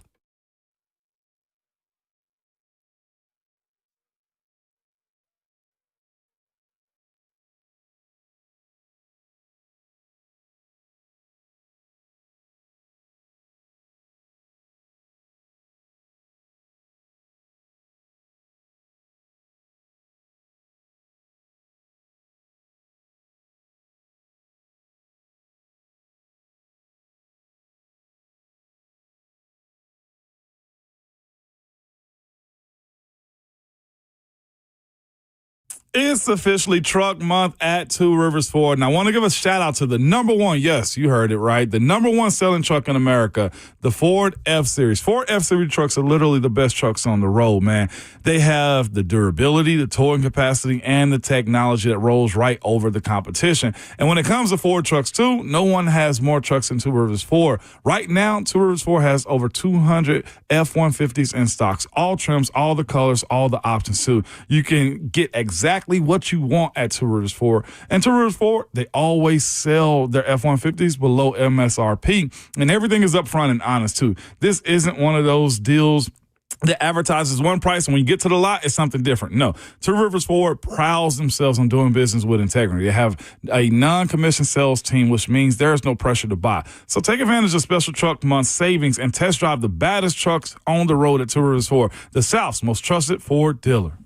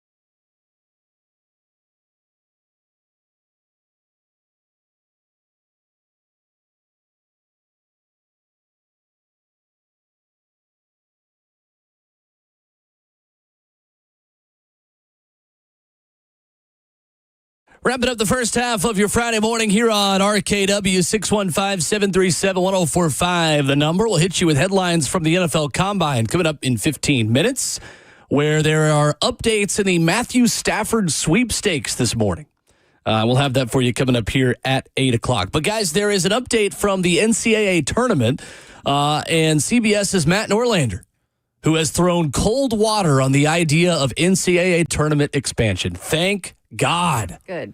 According to the report, a decision on future NCAA tournament expansion for men's and women's basketball is not expected to happen before the end of the year. According to NCAA Senior Vice President Dan Gavitt, who told CBS there is a possibility that the tournament doesn't expand at all, at least not in the near term. All right. Is this the first time we've talked about expansion and it not happening? Happen? At least right now, but I mean, more so, you don't feel like it's happening in the next couple of years, which is a good thing. It is. I just don't think we need it in the NCAA tournament for March Madness. Not right now. What is the need for it? I like the playing games how they are. The most perfect thing the NCAA does. The NCAA basketball tournament. Just leave it alone. It is right? perfect. Absolutely. Break up a good thing. And then, of course, there's also there's consequences to it. Also, like one, you send extra teams in. For the most part, they're going to be lower seeded teams. Now, there might be a couple here or there to become Cinderellas. Maybe not if you got to expand it that far.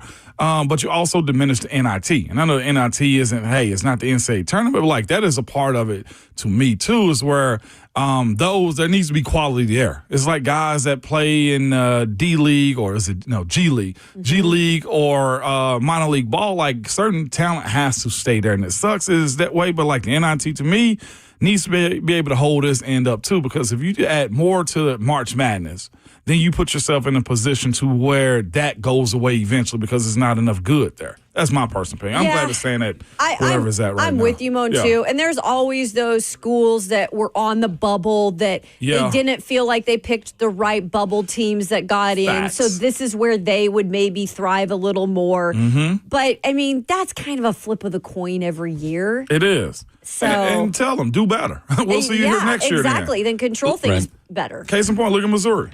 You know what I'm saying? From where they were last year to where they are right now. Absolutely. Yep. Yeah, especially in college basketball, too. You're essentially buying a new team every year.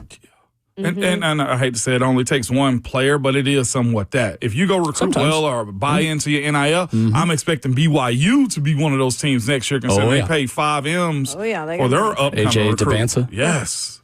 So the media deal with CBS and Warner Brothers runs through April of 2032. So that is really the timeline for expansion and things changing. And if they don't do this in 26 or 27, the VP of NCAA essentially is saying, like, I don't know if this issue is going to really get resolved in the next 5 to 8 years either. So it appears that at least until 2032, we will not see significant change, and that is a great thing. Talk about a headline that you get now in 2025 that you would not have gotten in years past. A sitting college football coach is leaving to be the quarterback's coach of the Eagles. Scott Loeffler, the head coach at Bowling Green, will be the new Eagles quarterback's coach. Okay. Wow, he's leaving a head coaching job. Mm-hmm.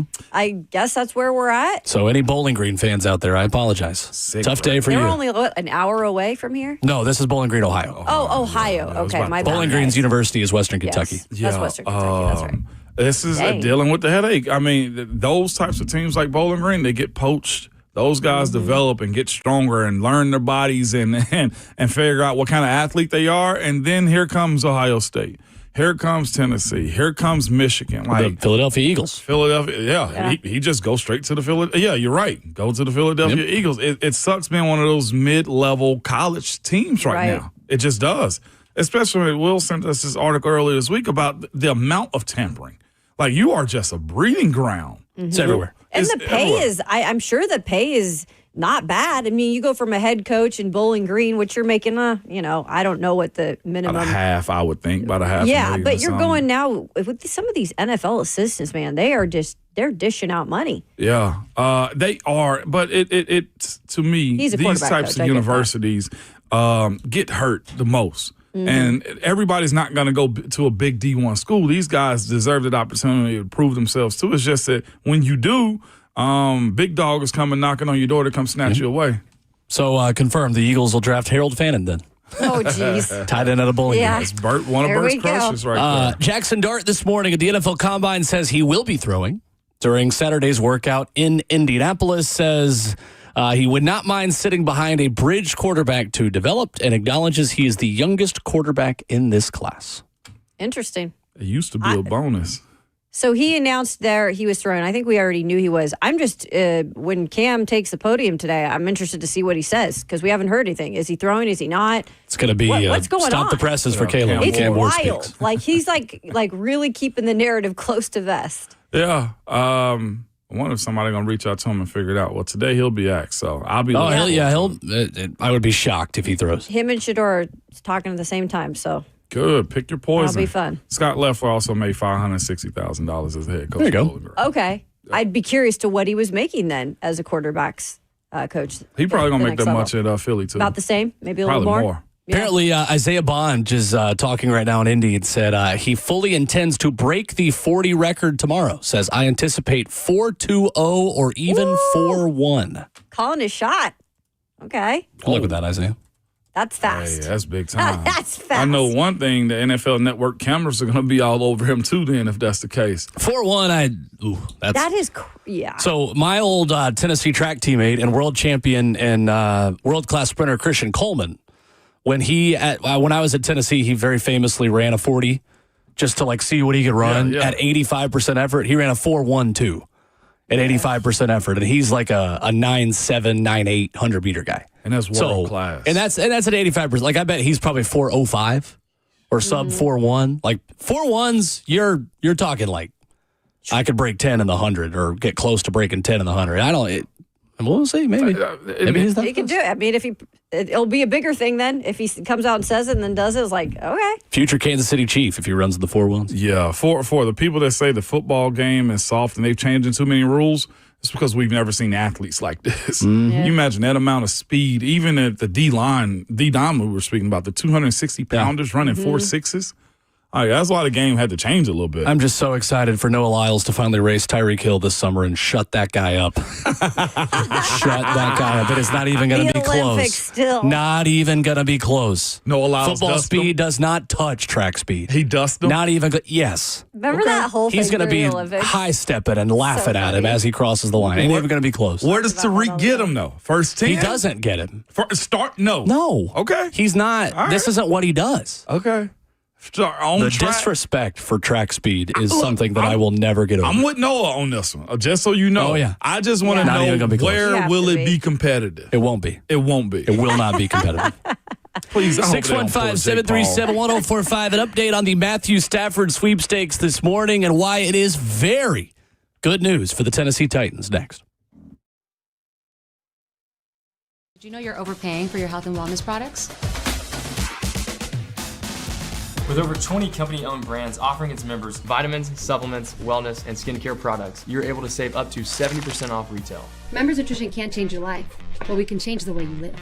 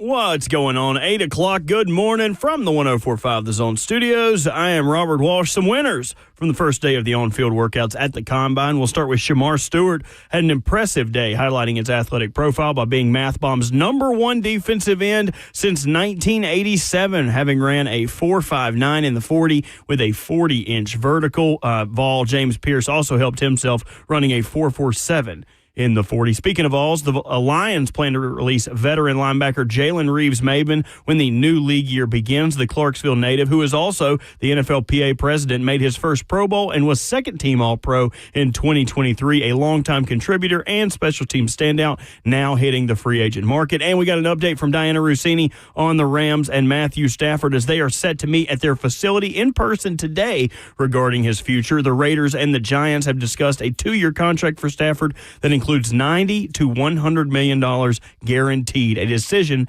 is expected soon. For all your foundation repair and your waterproofing needs, you got to go to USSTN.com. Breaking news at once on your home for the Titans and the Vols. This is 104.5 The Zone.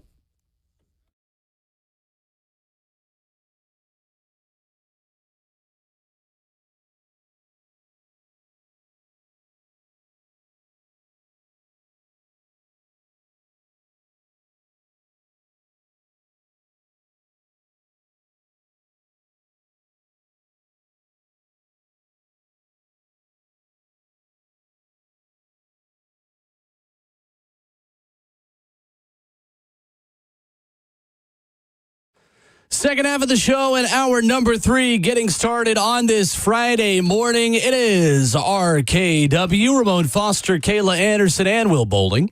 Justin Hawkins and Robert Walsh behind the glass. The number is 615-737-1045. And you stream us live on Facebook Live, YouTube, Twitter, or Twitch. Matthew Stafford is expected to have a team by the end of the NFL Combine. That is according to NFL.com's Ian Rappaport, who I imagine tweeted that from a Dunkin' and not a Starbucks for obvious reasons. Jordan Rainan of ESPN says that the prevailing thought around the league over the last 24 hours is that the Giants are underdogs for Matthew Stafford, not for a lack of effort. That is great news, guys. Yeah, for the Titans, if you want to trade back to the number 3 overall pick. Easily, man. This is a great spot to be for this franchise, and also that too is it's a matter of knowing that you have the quarterback tax that you can charge them. They gotta want to dance and make sure that they don't go get a guy like Sam Darnold, which they saw in their own city too. So there's a few more dominoes that got to fall, but this one you got to be very optimistic about what it can turn into for you if they can come to this Matthew Stafford upgrade. Again, Raiders, come on down, baby. Yeah, I mean, first and foremost, I didn't see it happening this fast with Matthew Stafford, I guess. I mean, it really unfolded quickly since the start of the Combine, but that's the NFL business for you, and I'm sure with these teams that just want to get it done, a deal earlier is better than a deal later, so they can figure out everything else that ensues. As for the Giants trading up to the number 1 pick, yeah, I mean, we still have to see it happen, right? We have to see what the trade package entails because the Titans aren't just going to say, well, you're going to trade with us, okay. Like, what are you going to give us? Yeah, we'll trade back to 3. That's a good spot to be in still. But what else do we get out of this? And maybe not only for this year, but next year. Yeah, he's got a roster bonus, Matthew Stafford does, of $4 million. March 15th, I believe, is the day. So this always had to happen quickly. Yeah. Because they got to pay him if it doesn't happen quickly. So there is major incentive for the Rams if they're going to make a move to do it before the 3rd day of the new league year, which is in a couple weeks. And there's a lot of stuff that has happened, too. The NFL and NFLPA agreeing upon that deal. I'm sure, too, is the life they live, looking at it in a sense, it's just like, get this set for the quarterbacks. I was glad to see that number actually be up from the 275. I think it hit 279 and some change, too. $279 million. I'm saying that like that's a bag of chips or something. It's a good chunk of change. It helps set up these trades moving forward. Teams know they have wiggle room and extra space that they didn't realize they were going to get. Jalen Milroe will throw at the NFL Combine. He tells reporters just a few minutes ago. He needs you should. Because you need to throw it to receivers and not grass. Okay, yeah, that's a given. Like he did at the Senior Bowl. I like Jalen Milroe as a person, but, like, come on now. Breaking news sounder for me, okay? Oh, yes, boy. some selfishness is about me real quick. Okay. Your boy just got a follow back from the Lady Vols on Twitter, y'all. Oh, boy. Oh, my gosh. Shut up. He's made it. Woo! Just in. Ramon No, Foster. there's no at breaking news. Ramon Stop Foster on Twitter has just gotten a follow back That's from Lady Vols demerit. basketball. Demerit from both of you for We using the laser light show He's to made say it. you got followed by the Lady Vols on Twitter. He's made We're it. so Ridiculous. bad. Somebody just turned us up in their car. I apologize, Mama, Nashville. We made it, I am Mama. sorry for Ramon. Woo! I wonder if Keisha's just excited. Ain't even got daughters and they follow me, man. Let's Ridiculous. go. Was this something you've been working on? You didn't tell them to get their act together. They did not have a good night at the office Don't talk about last my people night. like that. Don't talk about my One of the ladies worst like losses in Lady Vol history in SEC play last night to Kenny Brooks in Kentucky. But that. Queens. not been Tennessee's year beating Kentucky teams on hardwood. know, On grass, right? Tennessee could throw out the JV team and beat them in football. That's easy. But Not in basketball, not though. so much this year. So much they sent one of our former Vols to the concession stands during the game. Yeah, that's right. Gerald Mincy. Taylor Mincy. Oh, what a day. What a time to be alive. What are you talking? Y'all pulled a Ricky Bobby? Yes. Y'all remember Ricky Bobby when the guy driving the laughing cow Oh, truck yeah. or whatever? He's like, hey, it's a great chicken sandwich. Y'all didn't do that to somebody. Y'all Yeah, no, y'all are Gerald making Mincy this was up. in the concession stand line During the game. Former With his Tennessee gear lineman on? was injured last season. Yeah, I think he had on Kentucky paraphernalia. Yes. Yeah, he did. I was envisioning him cleats, shoulder No, pads. no, he's hurt. Can I get a hot dog? Put mustard on it. Hey, one of us got a follower, and I got a text from my good friend Austin Price said, well, tell the Lady Vols Twitter account to unblock me. Austin. Dang. They need to be more focused on blocking some shots last night in Memorial in Doing Lexington. blocking people. I didn't know this story. Austin, what'd you Hey, got do? good defense out here, okay? Yeah, let's get to the bottom of this. Austin, that's Investigative crazy. report. What could Austin, Austin have done? I know, What did man. Austin Price now do you to got an get insight. blocked? I highlight my people. Matt Austin. on Twitter says, you know who else the Lady Vols followed? The Kentucky women's team last night. Yeah, they did. Ooh. We acknowledged that You know what? already. You don't get many burns against Tennessee fans, Kentucky Athletics, so we'll let you have that We one. acknowledge Good for you. that. One day we okay? should do like our best follow. Like they got us the most excited because Lady- clearly we already know what I'm his not that was. interesting of a follow, so I'm not going to have really anything to provide there. Save that, clip it for later. No, like you don't have anybody interesting that follows you that you were excited about when they followed you? Well, my favorite reporter in Nashville on News 2, Peyton Kennedy, follows me. That's all that There you matters. go. Look at my boy. What if she like didn't That's follow all you? I Would you be need. ashamed? Kayla, she already got the ring. What is Doesn't he trying matter to to me. do, man? It's just social media. It doesn't matter. okay. Well, I got a boot thing that follow him. Well, that's what I'm teaching. Don't even follow me on Instagram. Yeah, right. I'm lying. I was Yeah, gonna right. say, what the heck? I'm Well, lying. I feel like you have someone you want to tell us follows you then. Who's yours? Oh, I Yeah, don't who's know. your most I was famous? just saying at one point that would be fun to do. What you been doing it for? You got to have somebody. Who's your one that you got? You just like, hell yeah, I made it. There's been a few, but Terrell Owens. T.O.? Yeah. Go Mox. Go Yeah, Mox. Big time. there's just some random ones where you're like, wait, what is this? Because there's those like big time, like they have a lot of followers and they follow a lot of followers. Those are like I feel like fake. Yeah. If you've ever gotten those, so I wouldn't count those. But yeah, I think that one sticks out to me. Bucci Gross, Okay. just a couple. Well, when Chris Lofton followed me a few weeks ago, I was geeked. That's what I'm saying. That's That's my why favorite. I asked that. That is my favorite Tennessee Vol probably ever. That's why I wore number 5. Like wanted to be number 5 growing up. But anyway. Yeah. Did I say the wrong Austin too, by the way? I said Austin Stanley. Oh, you said Price. Oh, you said Oh, Price. snap. Austin Stanley. My bad, Austin. Oh, I'm crazy.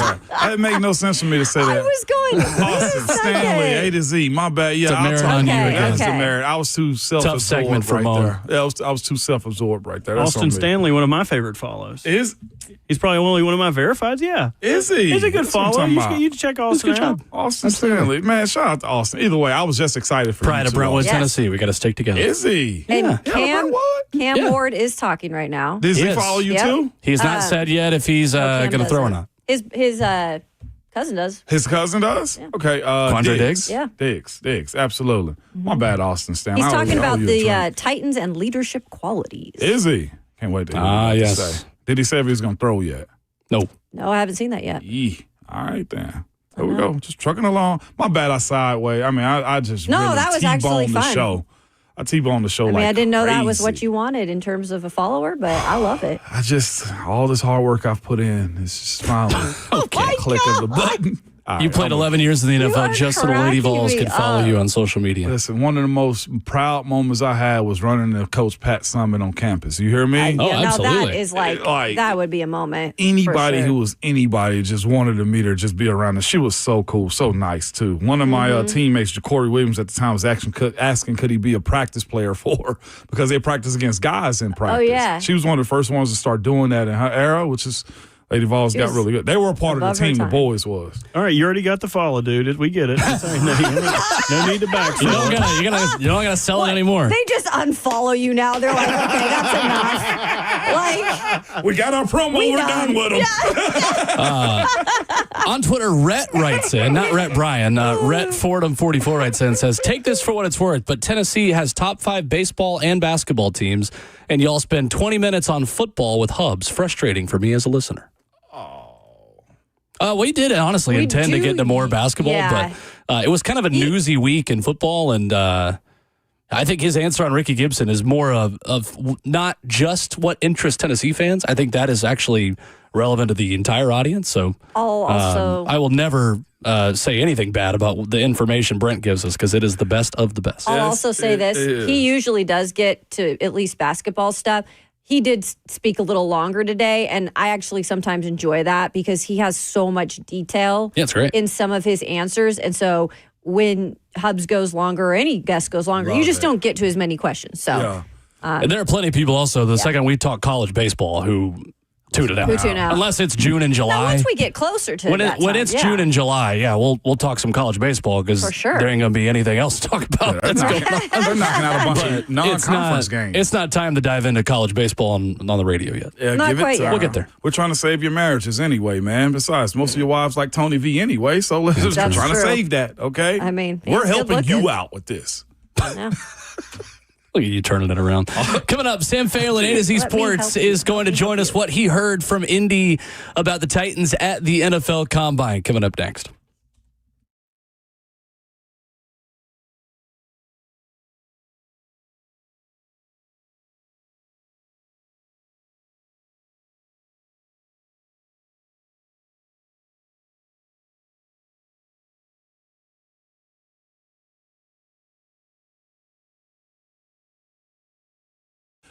It's Ramon Foster for Secure Lawn, man. I'm getting ready to talk to you guys out there, man. Anybody that handles their yard work, you know you are. You're the ones that walk around your yard every day getting mad when you see weeds, man. You obsessively care about your grass. Your spouse and your friends tell you that you talk about your grass probably more than you talk about your kids. Okay, we got to go have a talk about this. But either way, you want to be the envy of your neighborhood, man. Secure Lawn is a company that you want to call, man. They're here for you year after year. They aren't going anywhere. It's a lawn company that's not getting sold. It's because they've been here in Middle Tennessee for over 20 years, man. They're family owned and operated and they're local. Right now is the time for you to start getting that treatment down on your yard, and there's no better company right now than Secure Lawn, whose only worry is providing you a prime service. That means this, man. It means having their team members properly trained and prepared to provide a prime service, supplying you with the expectation that will make you a lifelong customer. If you're not satisfied with what they do, get rid of them, okay? It's just that simple with them. Or they will give them the chance to make it right. They are one of those companies that you want to do business with, man. I do it with them also. So go ahead and get a head start in your yard and call Secure Lawn at 615-893-8455 or go to securelawn.com.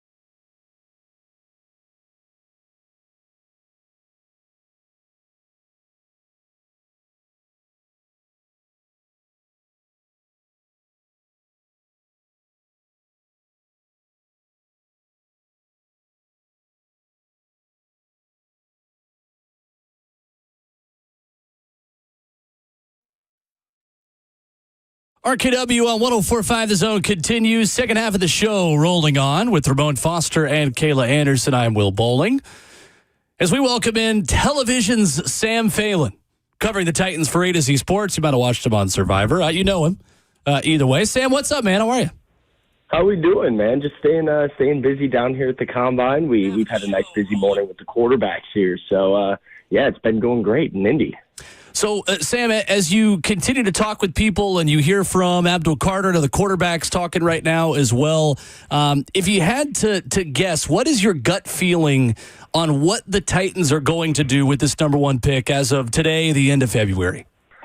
If I had to guess right now, I still think the Titans are looking at trading this pick. Now, there's a lot of different ways that could look, because the big question that I thought Mike Borgonzi addressed pretty well was, how far can you trade back if you're the Titans? Let's say they've decided that, neither quarterback is for them, that they would like to get the additional draft capital.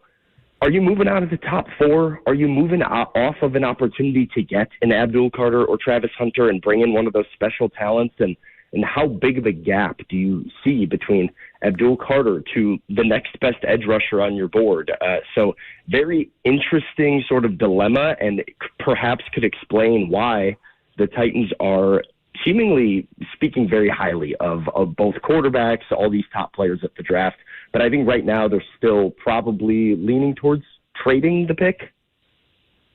I like it. Fair enough. Sam Phalen is AtoZ Sports, our guest. So, Sam, I know you were a part of the scrum with Abdul Carter yesterday. How good of a connection do you feel like the Titans have, and how much do you feel like they like him at this point of the process? Yeah, I do think they like him. He's obviously the clear top edge defender on their board. I think, they believe Abdul Carter will come in and have an immediate impact. I will say, I don't think the Titans have Abdul Carter leaps and bounds above the rest of the edge class. I think there is another player or two, specifically looking at Michael Williams out of Georgia, that I think they like almost just as much. And so, Carter is a different player than Williams. He's a little bit more athletic, more of a speed rusher. He's going to come in off the edge all the time. Williams, bigger guy, sort of plays that defensive end style as opposed to the outside linebacker style of Carter. Both would play the same position in Tennessee's defense, but I think as much as they like Carter, I don't think they believe he's a Myles Garrett type that we've seen in the past. Sam Phalen, the AtoZ, with us this morning. Sam, welcome back to the mainland. I know you've been here for a while, but welcome back, man, and congratulations on everything. Thank you. Absolutely, man. When you look at this, you said you don't know if the Titans take either one of these guys. What do you see a scenario in which these guys can be successful under Brian Callahan if they do choose to pick one at the third overall pick after moving back if the Giants come up and get the number one pick? You're talking about the quarterback? Yes. Yeah, I mean, absolutely. I love the fit for Shedeur Sanders. Kayla, close your ears here. I know. That's all right. I can take criticism. Yeah, number one Cam Ward fan over there. I might be number one Shedeur Sanders fan over here. I love the fit within Brian Callahan's scheme and what we've talked about him wanting. A guy who can get the ball out pretty quickly, who can throw with accuracy and anticipation. They made it pretty clear during their media session as well that they feel he has enough arm strength. It's not really a concern for them, Shedeur Sanders' arm strength. And when I look at the post-snap processing of Sanders, to me, I think that is more along the lines of what Callahan thrived with a guy like Joe Burrow. And so that is the quarterback for me that I think could really have a great scheme fit and excel in Tennessee. Cam Ward, I think he's less subject to his scheme. He's probably more of a player that can elevate everything else around him. And so his success in the league will, I think, rest more on the shoulders of himself rather than the offense that he's in. No doubt. AtoZ, Sam Phalen with us this morning. Sam, also, man, the question surrounding this number one overall pick, the idea of moving around, just so many different moving parts and what ifs and, what if that, there's a lot of this, Sam. How important is it for this franchise, this front office, this new regime to get this right on the optics. We spoke a little bit on our show yesterday about, the sins of the father, what John Robinson did beforehand. Maybe you're tired of picking offensive linemen. Maybe you're tired of striking out on the quarterback. How big is this first pick for them, or the trade compensation if they do move back? Yeah, it's going to define this era of Titans football. One of the things about stepping into a job, if you're Mike Borgonzi that has the first overall pick, huge asset that's in your tool belt here that you can now use. But there is that imminent pressure right off the bat that you're going to have to get this right. And if you trade this pick and Cam Ward or Shadur Sanders end up developing and turning into NFL stars, everybody is going to look back on that as a big miss to deliver Nashville the quarterback that they've been asking for. And, on the flip side of it, if you take a quarterback and you get it wrong, those are the decisions that get GMs and head coaches fired. So it is huge. And, even something along the lines of how far you trade back, right? What player are you missing on, and how does it affect the trajectory of your franchise? One of the other elements of this that I don't think gets talked about enough, but I find very interesting, is the timeline and the lack of synchronization right now in the timeline between Brian Callahan and Mike Borgonzi. Because if you're Mike Borgonzi right now, I think you feel comfortable with the idea that you don't need a quarterback first overall. Your job is going to be fine either way after 1 year. You're going to have plenty of time to try and build this thing the way that you want to build it. I don't know if Brian Callahan has the same luxury. I think the pressure to win in 2025 rests more on Brian Callahan than it does on the front office. And so how does that affect potentially how the organization internally prioritizes getting a quarterback or trading out and gaining future assets that you might not be there to use? Sam Phalen, AtoZ Sports, joining us this morning on RKW. And that's the thing. Speaking of the quarterback room right now, all you have is Will Levis. And they've said, they're going to give him opportunity to compete. Now, how much of that do we believe? I don't know yet. And then we had Jim Wyatt speaking to them yesterday, and they had mentioned they'd be open to bringing Mason Rudolph back. I feel like they're putting a lot out there right now because they're trying to play their cards a certain way. But I mean, honestly, do you think we see a complete revamp of this quarterback room, or do you feel like Will Levis and possibly Mason Rudolph would be back?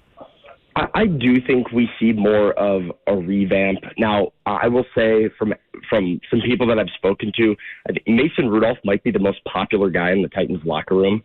From 2024, yeah. I think he was such a beloved, well-liked guy where he was just the champion of that room. And so there is some benefit to bringing him back. But I go back to the word that Ramon used, optics, for me. You cannot go 3-14 and bring back the same two quarterbacks that were your Achilles heel when you turn the ball over and over and over again. That was the big takeaway of the Titans offense. What Brian Callahan learned in year one and what he wants to change going into year two was, how do I put our offense in a position to not keep turning the ball over, and that it needs to be better. So you can't go with Will Levis and Mason Rudolph. I think, that's potentially one of those things that gets put out there, like you said, to play your cards right, but I have a hard time. I do think Levis could be back, but I think this veteran quarterback that the Titans might look to add would be somebody out of house that has starting potential in a way that Rudolph just doesn't. Sam, we all know how many holes that this team has to fill even before the draft getting started on that. When you look at free agency right now for them, what do you think is going to be the key target position, and who is the favorite that they could bring back on this team? Yeah, well, I expect Nick Westbrook-Akine to be back. I've kind of gone back and forth on that over the weeks leading up to this week. But the sentiment that I got from Brian Callahan about what they need to add at wide receiver was more, just more. They have one real solid wide receiver right now in Calvin Ridley, and a lot of unproven talent, young guys, not many NFL snaps under their belt. They need to add some experience, and I think NWI is a great option for them to bring back that has that experience in this offense, that loves Nashville, that's beloved by Titans fans. So I think that is a good, safe bet for them in free agency. But I do think they're probably going to have to look at the offensive line in free agency as well. Edge is a need, but I think really the edge talent that the Titans covet and desire is high-end edge talent. Mm-hmm. And high-end edge talent is not something that you're going to be able to get in the second, third, or fourth round of the draft. It's not something that you're going to be able to pay for on the free agency market without paying top dollar. But the messaging has been they're going to be more selective in free agency, that they're probably not going to play for the biggest name on the open market. And so I think it's probably far more likely that they get an average veteran starter at the right tackle position and use the free agent pool to address that spot, as well as wide receiver, and then maybe try to make a play for an edge rusher in the draft. Okay. Sam Fale is AtoZ Sports, our guest this morning on Ramon, Caitlin, Will. Sam, what kind of compensation can the Titans get for Harold Landry? And if they don't feel like they get a worthy offer, are they more likely to just let him go and not pay him at all, or still keep him on the roster despite the fact that they've allowed him to look for a trade? Yeah, I mean, it would all depend on the amount of money the Titans are eating in the deal. I think it's a day 3 pick. I'd be stunned if you got more than a 4th rounder for Harold at this point. The tape is what the tape is, and you've got a $17.5 million edge rusher that's just not playing with the same level of speed that he was before his injury a few years ago. So do I think they cut him? I say no. I think even at $17.5 million, edge is such a need that just having another veteran body that you can use as a rotational piece is worth keeping around for the Titans, especially because Mike Borgonzi has said they don't really need the cap space. They don't feel like they're in a spot where they need to create more cap space right now.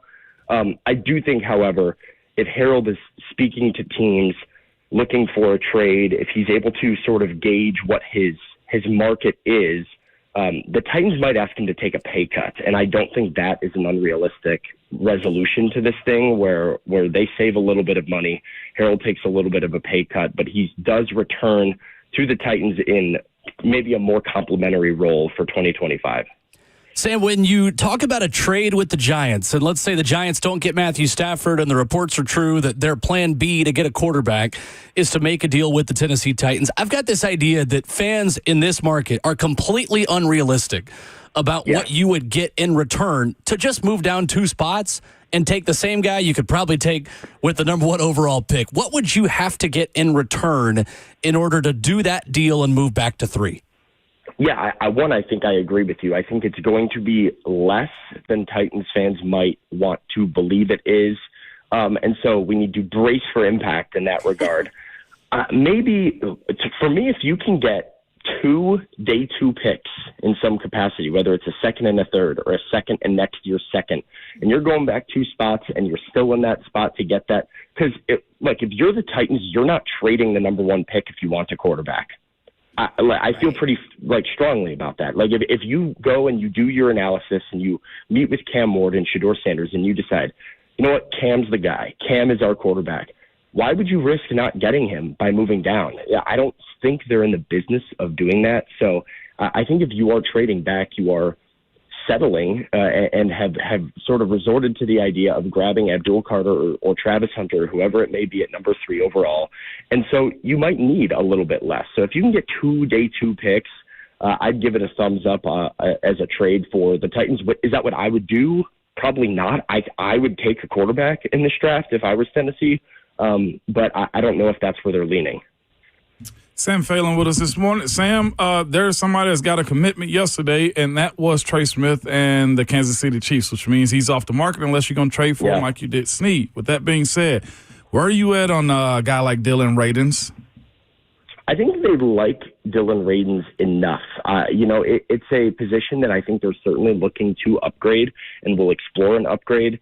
But I do know that this coaching staff felt like Dylan actually had a pretty good year last year, was not helped at all by the play at right tackle. It's kind of crazy to think about, one position on the football field at right tackle was so debilitating to so much of what they wanted to do offensively. And that included at times the play of Dylan Radins. He's not the best pass protector, but he is on the interior of the line, and he gets off the ball quick, helps them run. So I think you could do worse than have Radins return as your starter for 2025, but I think they are exploring all options for how they can upgrade that spot. Smith would have been an intriguing upgrade because it would have really boosted the help that whoever your right tackle is ends up having. Sam Phalen of AtoZ Sports joining us on RKW. Okay, so we know the edge is an important position, and it's deep in this year's draft class. What's, though, the next maybe defensive spot the Titans need to look at specifically in this draft? Because there are not, in terms of depth-wise, there's not a lot of positions that just automatically have the depth on this team, right? Yeah, I mean, inside backer is the first one that it comes to mind.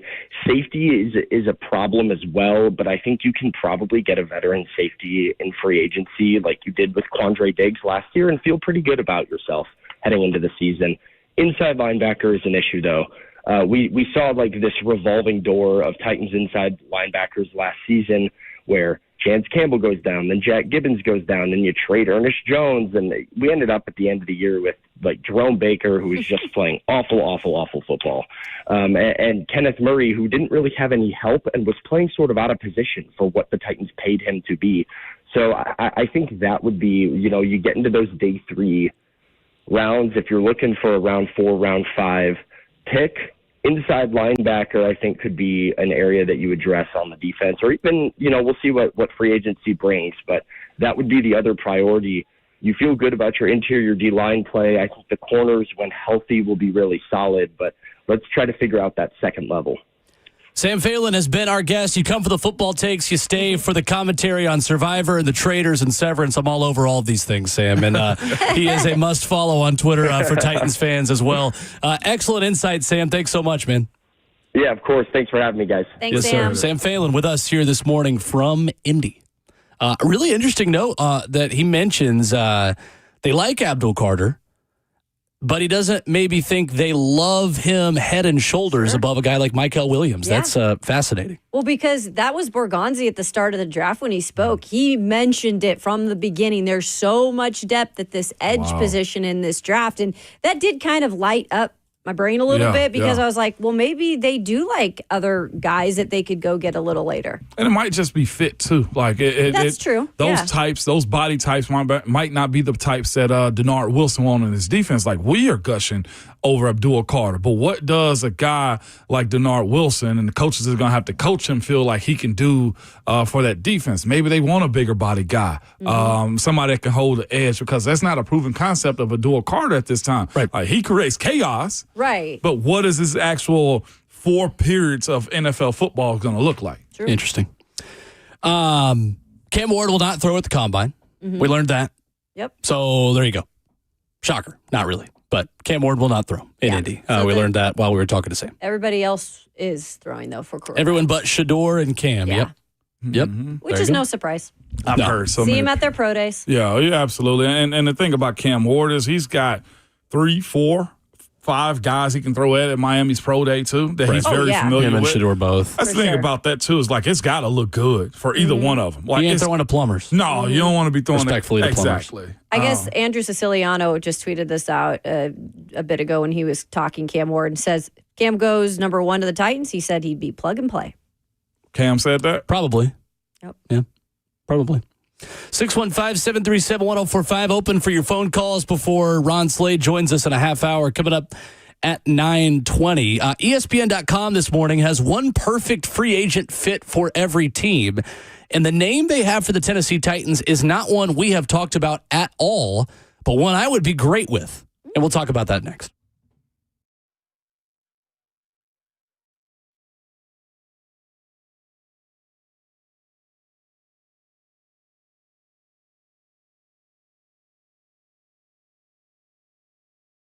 United Structural Systems is a foundation repair and waterproofing company that has served Middle Tennessee since 1994, man.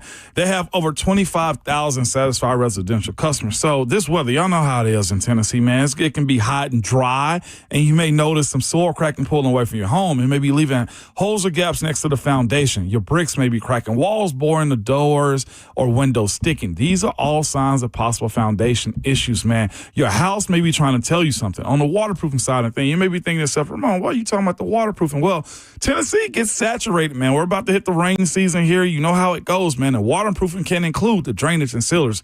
Oftentimes, both. Up to 50% of the air you breathe on the first floor of your home is the air that came from your crawl space. So control that moisture and create a healthier home for your family by encapsulating your crawl space. Mineral repairs are guaranteed for life, too, man. They've been serving Middle Tennessee since 1994. The best thing is they aren't going anywhere. So when you work with a new guy, there's no guarantee that you'll be able to use that guarantee whenever they circle back around, man. They guarantee their best. Call USS, and their number is 615-488-7855, or reach them online at USSTN.com.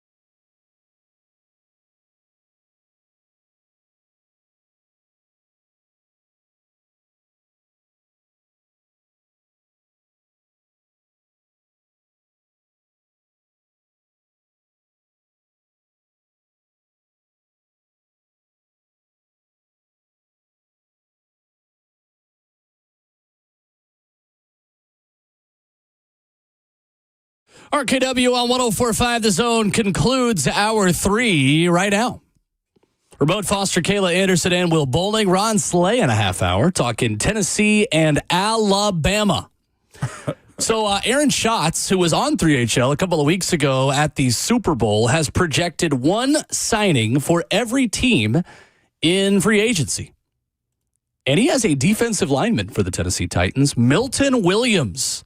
From the Philadelphia Eagles, says he has quietly been an effective interior defensive lineman over the last 4 seasons, but he was not so quiet in the Super Bowl. 4 tackles, 2 sacks, 1 QB hit. He had 5 sacks and ranked 6th in pass rush win rate at 12.8% among interior linemen in 2024. The defensive line is the strength of the Titans defense, and Williams would slot in right next to Jeffrey Simmons and Tavondre Sweat. Sign me up. So what's he projecting, like 20 mil or so is what I'm seeing? Cash. A lot of it. I'm not sure. I mean, are we? What do you think? What would you pay him? Assuming that this is something where they wouldn't keep like a Sebastian Joseph Day, but they'd upgrade and pay more money? This would be an upgrade. Yeah, I know it'd be an upgrade, but do you think that like that is necessary? Oh, yeah, it is. Because the biggest thing is you got to get somebody that's going to help out Jeff consistently and also be in that middle age area of being able to relate to all his teammates, help bring along Tavondre Sweat. It's one thing to have Jeff and Tavondre. It's another thing to have another weapon behind that, too, which is why it's I love this. If that can happen, that would be huge. I just wonder, too, guys, with other positions in free agency that are so necessary that I feel like are even more necessarily than an interior defensive lineman right now if they would pay that. Well, you make your edge rushers a lot better with Milton Williams alongside Jeff and Tavondre. Like, you got to think, too, about how many other... Whatever edge rushers you have at this point. Like, you can go cheaper at other positions because it's going to be so easy for them to play with those 3 if you assembled those 3. Yeah, I get that. Spot Track's market value estimate for Milton Williams is $12 million a year. In my personal opinion, it's going to be more than that based on the Super Bowl alone. He probably made himself agree. 3 or 4 more million a year just with the way he performed in the Super Bowl against Kansas City. Facts. And not only just that, you mentioned earlier in the show, I don't know if you realize it, but his vertical. He also... Oh, yeah, he's a stud. Yeah, athletic free. Only 25. He got that second sack, if I'm not mistaken. He took the ball and dunked over the goalpost at 3 bills plus. I think, what is he, 290, 290-ish? Yeah. So at the Combine, he was 6'3", 284 in 2021. And his relative athletic score, 998. Ran a 4.62 with a 1.6 10-yard split at 284 pounds. What? Vertical jump, 38.5 inches. Yeah, I think this guy's I'm serious. I think he could get 20 mil. Maybe. I'm not joking. That'd be a lot. You got to get a lot of sacks. You got to have a lot of production. That's what I was going to say. For a guy like him at the D-tackle market, like this ain't Chris Jones, in my opinion. On this, it's the floor raised 100%. But you look at this at a guy like him who hasn't been just like a known name starter all these years, just been a rotational guy. Here's his opportunity to branch out on his own. $12+ million for a fella like him, man, coming into a no-income state.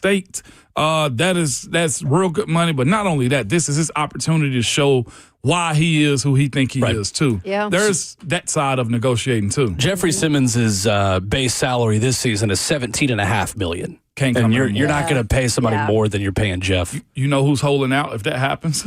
Jeff. Yeah, right. Jeff. 100%. Definitely. But you get the experience, too. This is, and also winning ways. You bring a guy over that's coming from a winner, too. And Denard Wilson also has an understanding for Philadelphia himself. So this checks out. Definitely checks out. Interesting. I wouldn't hate it.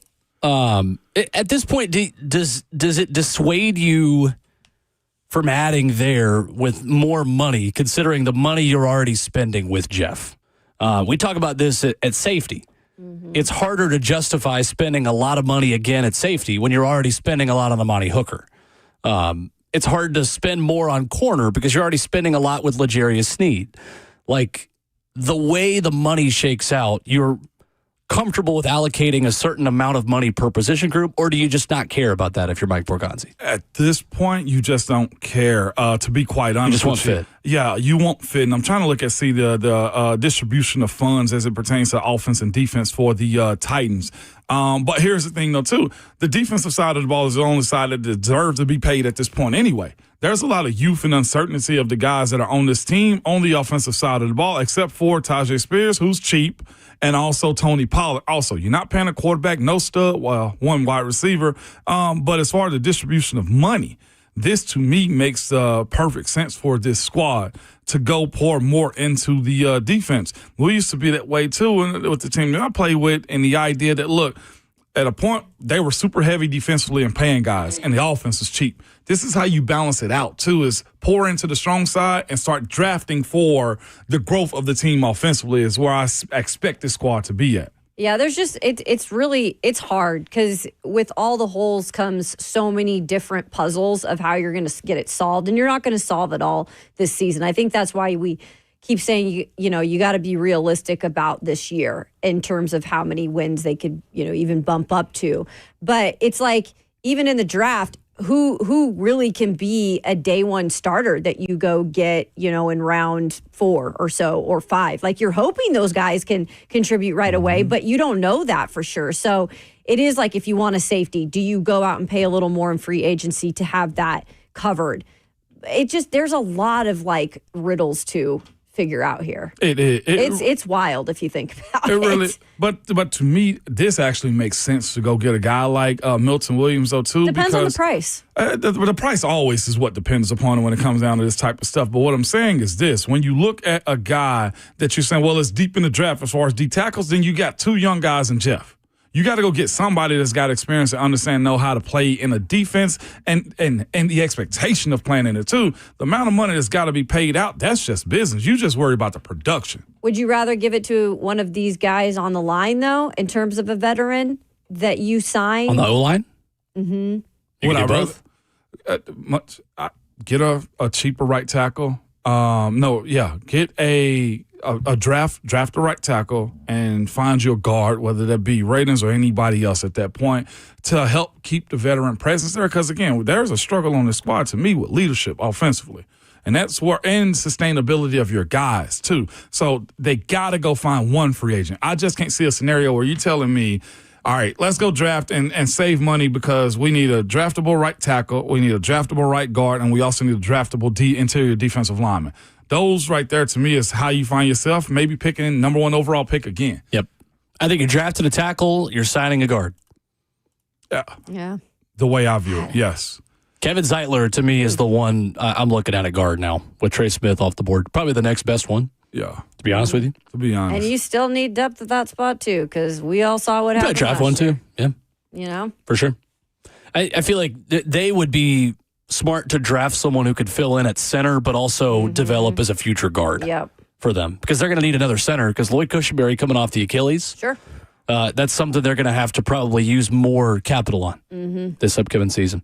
615-737-1045. I'll update you on headlines from Indy quarterbacks talking this morning. We know what Cam Ward will do or not do, I should say, at the NFL Combine. Plus, Brent Hubs talking about where Tennessee goes next to replace the Nebraska game that will no longer happen. We've got that for you as well next.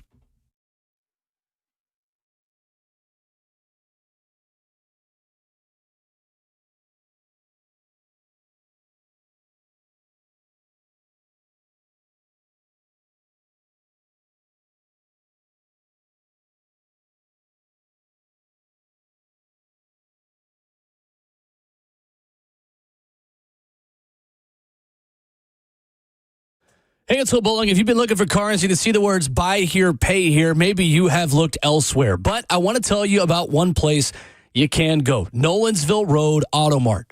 And they're different for a few simple reasons. They have been doing business in Nashville for 61 years. They're Nashville natives that only sell clean title cars under $12,000. So if you're new to town and you need a place to trust, they have got you. And look, if you're looking for that first car for the 16-year-old, you don't want to break the bank. These guys, they have got the perfect fits for you. And if you don't want to take my word for it, check out the Google reviews. They are excellent. And, that's saying something for a car dealership as well. 615-242-1279 is the number to call, with one location on Nolensville Road close to Thompson Lane. They pride themselves that they'll get you in and out in an hour or less. And the best part, they're the oldest buy here, pay here in Nashville. They'll work with your own financing if you got it as well. 615-242-1279. Flexibility, transparency, and honesty. That's why I recommend Nolensville Road Automart. Give them a call at 615-242-1279.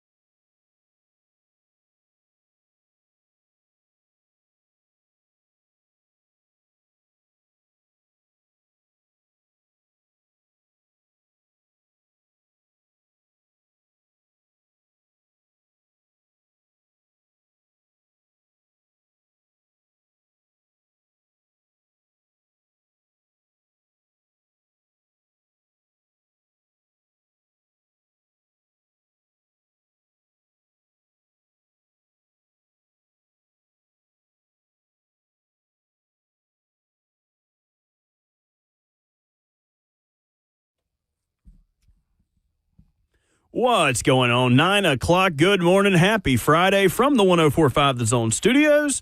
I am Robert Walsh. Some winners from the first day of on-field workouts from the Combine. We'll start with the big dog, Shamar Stewart. Out of Texas A&M, highlighted his athletic profile by being Math Bomb's #1 defensive end since 1987, running a 4.59 in the 40 with a 40-inch vert. Former Vol James Pierce also helping himself, running a 4.47 in the 40. Speaking of Vols, the Lions planning to release veteran linebacker Jalen Reeves-Maben when the new year league begins. The Clarksville native, who's also the NFLPA president, made his first Pro Bowl and second-team All-Pro in 2023, a longtime contributor and a special team standout, now hitting the free agent market. And an update on the Rams saga with Matthew Stafford, as the Rams are set to meet with Stafford at their facility in person today regarding his future. The Raiders and the Giants have discussed a 2-year contract with Stafford that includes $90 to $100 million guaranteed. A decision is expected soon. That reporting from Diana Rossini. For all your foundation repair and your waterproofing needs, you got to go to USSTN.com. Breaking news at once on your home for the Titans and the Vols. This is 104.5 The Zone.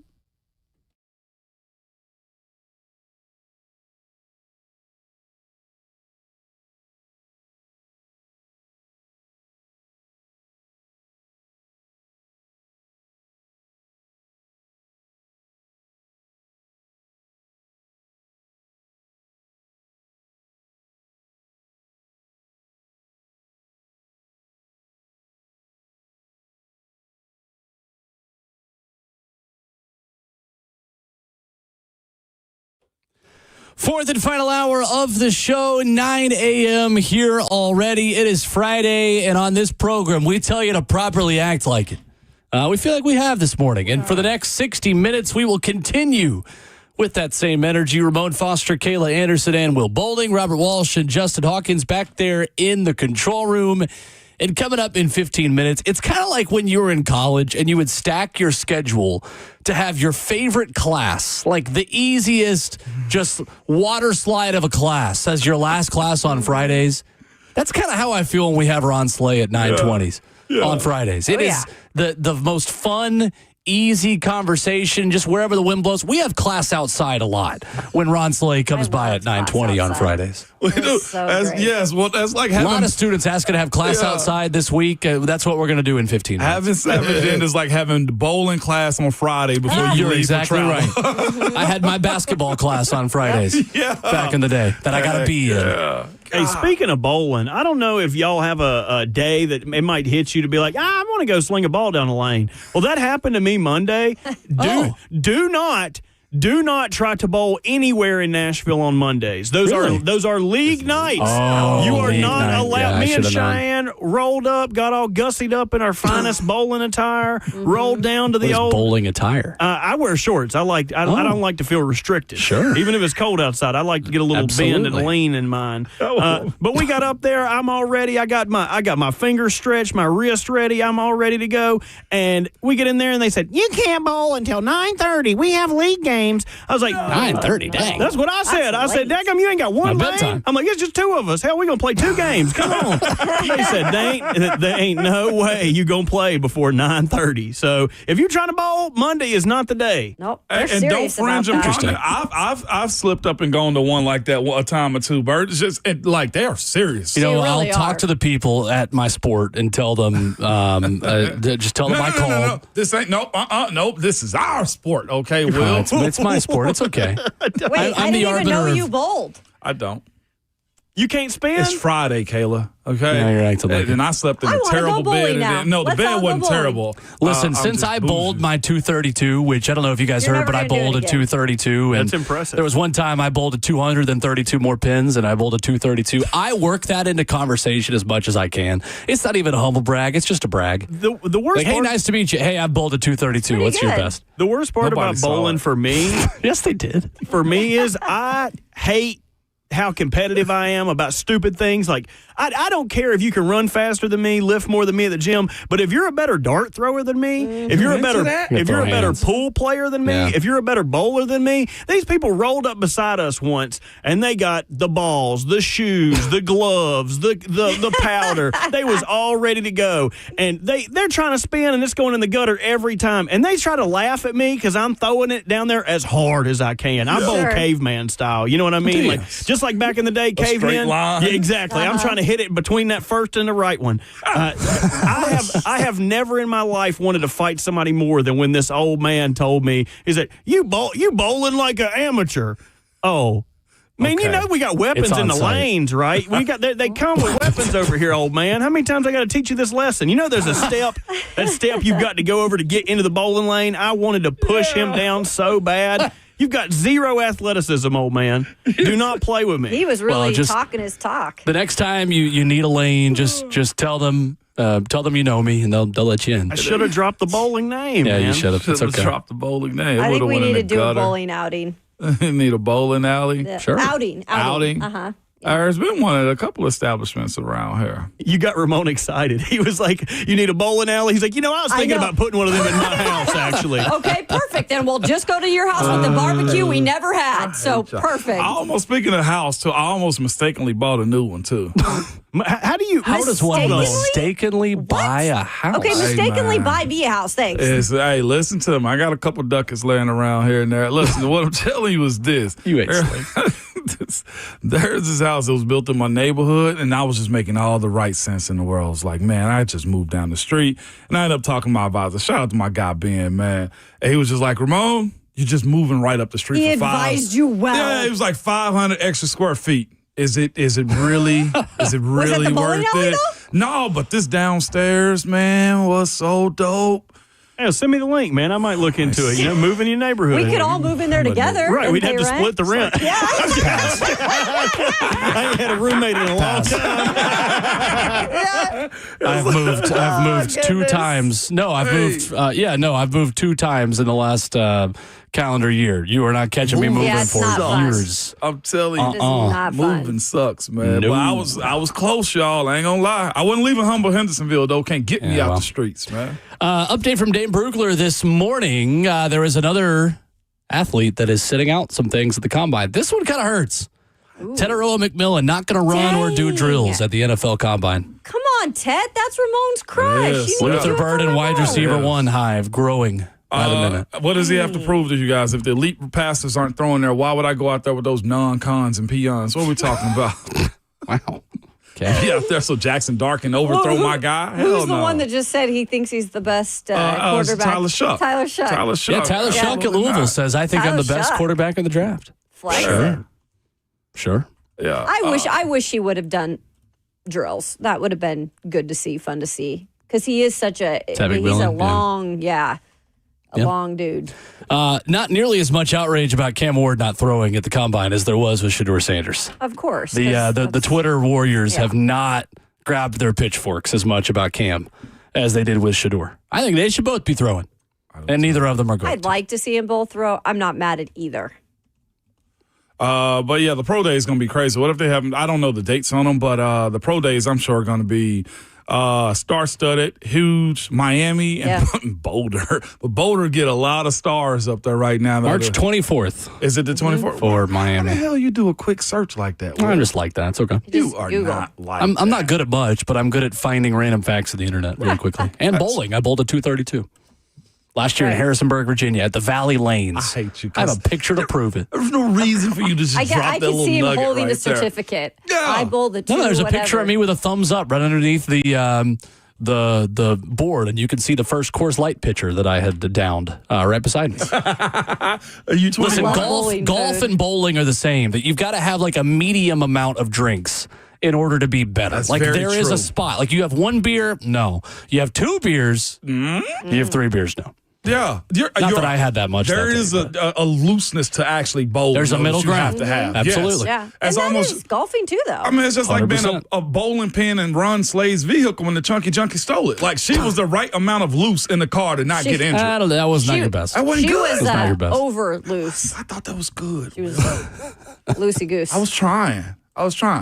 Somebody's listening to us right now. It's like Chunky Junkie had been taking some of that spray they used to clean the shoes, and she had been maybe using some of that in order to steal Ron Slay's vehicle. She is not what I thought she'd look like. You know, like people think they know what we look like, then they see us in person for the first time, and our voices don't always match. I thought she was like wrinkly, old, like she's just like she's nimble. She looked younger than I It thought. looked like her neck blew a bubble. But that too. Gosh, wow. The neck blew No, we gotta just kind of like a big toe. Turkey You know neck. people like that? Yeah, well, it's like, Lord, She you got gave him that Adam's big old apple? head and nowhere to put the throat at. What in the world? What in the world? Bert, So Brent Hubs was on the show earlier this morning and talked about Tennessee replacing the Nebraska home and home. Great transition. Speaking of people that look like thumbs, the people of good folks at Nebraska, they will not be playing Tennessee or hosting Tennessee. Here's Brent Hubs on where Tennessee goes next. Coming up in a moment. We got sidetracked. Hold on a second. I don't know what it was. Hold on, I'm gonna play We got it muted now. Hold on. I got you. We back. Other than frustration, not a whole lot right now. I mean, it's one of those deals where Danny White really wants to do a home and home. I mean, he really does. And here's his concern about not doing a home and home, and it's justified. You played in Charlotte last year against NC State. It wasn't a game you picked. You had to put that game together because the conference said you can't play Oklahoma because they're coming in the league. You play them, but you didn't get the home game that you were scheduled as a non-conference game. So you got a neutral site game there. You're opening the season this year on the road in Atlanta against Syracuse in a neutral site game, and a game that Philip Fulmer put together and agreed to doing when he was the athletics director. Now, you're supposed to play a home and home with Nebraska in 26 and 27. Well, what if you have to fill that with neutral site games?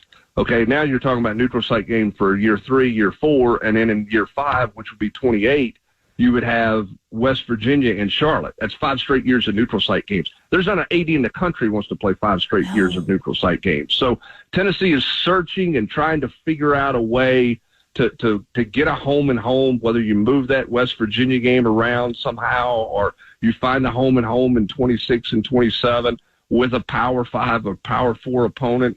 It's just really hard. And that's why Danny White was so frustrated with this decision by Nebraska, because it's just hard to find games. The other thing, too, is you don't know what your conference schedule is going to be.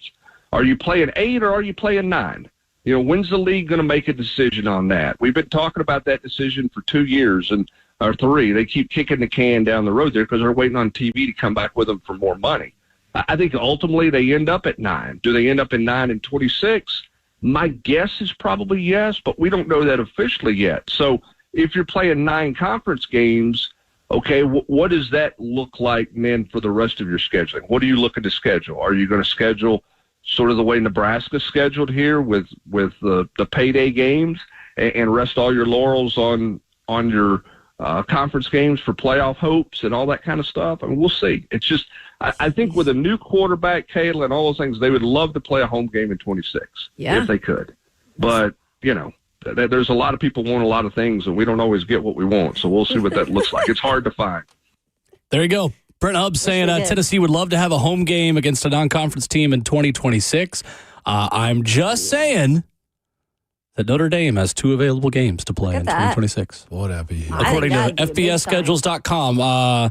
Notre Dame in 26 has Wisconsin in Green Bay, which that'll be awesome on the schedule. They have Michigan State at Purdue, at North Carolina, Navy in Foxborough, at USC, Miami, Syracuse, SMU, at Florida State. Unlikely that they would be the 2026 pick, considering the amount of good teams they already have on their schedule, but a man can dream. Yeah, we can try. It would be a great matchup. I would love a Notre Dame game again. Nicest fans I have ever interacted with when I went up there to watch you play. Straight up. You've been for real about that. 100%. Okay, yeah. They were so cool. That locker room was like trash, the anti-Ohio State. Ohio State is the worst. Notre Dame was the best. They were kings, all of them. Enjoy your visit, Notre Dame. Now, be mean to me. It's kind of weird, but it was really nice. Coming up, Ron Slade joins us. We'll talk Tennessee, Alabama, life, SEC hoops, all of it coming up.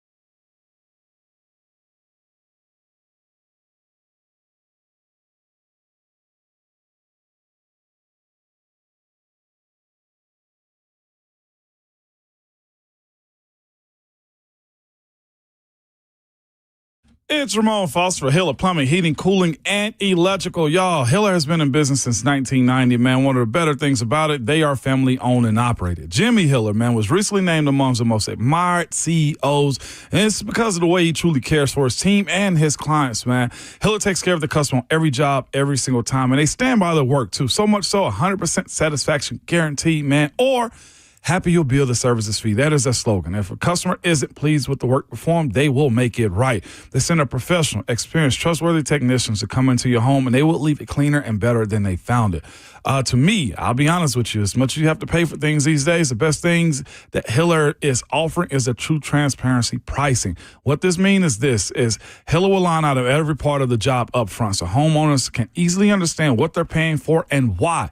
Itemize every part of it. If you're looking for a company you can trust and it's always reliable, man, go to the website and reach out to the company that I trust at happyhiller.com.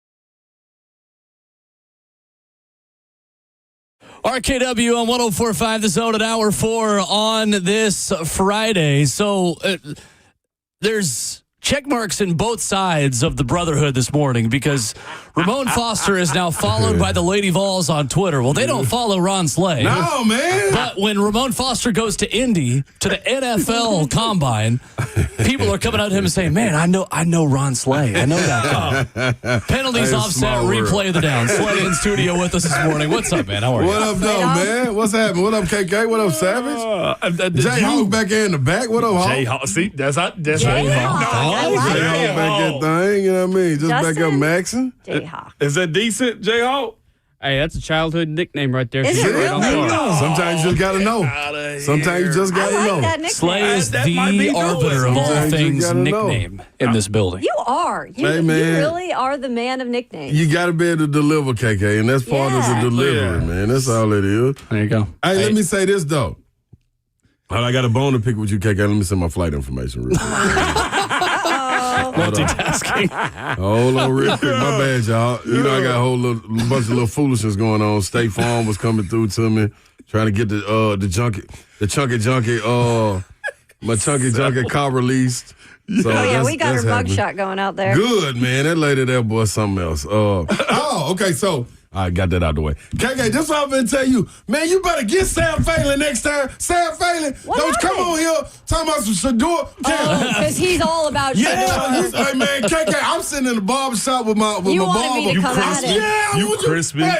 I feel like I feel like people are annoyed with me at this point because they think like that I'm just like a Cam Ward like apologist, but there's a reason why. KK, listen to me. And so I was like, I'm just not going to even go there because everyone's KK, sick listen of to me. me. I wore a jersey of Traylon Burks who I only met once for an entire year. I don't give a damn who. Whatever it is, you go 10 toes down. Listen, I done had to eat that crow over and over, and it's good. I done pulled the little feathers out my teeth and everything. I don't give a damn. I'm still all with Traylon Burks. You ain't gonna come back this year. I'm just be more a little quiet about it. You know what I mean? But he gonna come back and shine this He is year. still on the All I'm team. saying, yeah, you tell Sam Phalen, man, I'm going with you on Cam Ward, Okay. man. I'm going to come in with my jersey the next time I go to, you Man, know. yeah, Even if he doesn't get drafted here, then I'll still be like, roll well, with him. Yeah, hell yeah. Don't man. Still Sam gonna root Phalen for talking him. about some Shador. You better know what. Come on this station again like that, Sam Phalen. And my girl in here. I'm going to call in. I'll straighten Sam Phalen out for you, KK. What you talking about? see, Ron just talked Absolutely the hate ish you. for me, but I'll do it. I Okay. got you, I got to KK, stand on it next Everybody time. got to have reps to do something. Yeah. Listen, I can't do all I this. like I that. can't do no research and get no numbers. I'm not an analytical guy, but I got a number. Why the way Exactly. you are? Matter of fact, he might have just texted me back. Justin in stats. Oh, no, that's State Farm again. I got a boy. I got a partner, man. Jake from State Farm. He pull up all kind. He gave me. Oh, shout out to man. Y'all just had my boy on Hubs. Brent Hubs. Hey man, Hubs a bad boy, man. Yeah, he really is. Man, like, and KK hit it on the head. Like, sometimes he just gets to talking and you gotta let him go because he got Let him so go. many nuggets. He do. Like, and then the dude that wrote in was talking about Red. baseball and basketball. Man, listen, when Hubs talk, man, you better sit your butt down and listen. Get your little notepad Get out. over there and shut up. Because he got some info to tell. I wish they You know would what I mean? come at Hubs You like feel that, me? man. Like, We'll no, run dog. down on them, Savage. Man, listen, Savage, this man here give me so many nuggets. And, you know, I don't never tell my reps, but He won. I ain't no numbers guy. You know what I mean? I ain't got time for that. I'm going to tell you what I see, and I got a good memory to hold on to it. Just like me. That's all I'm going to do, Just like Savage. me, for real. Man, this man gave me some numbers. He did an article. People need to go check it out.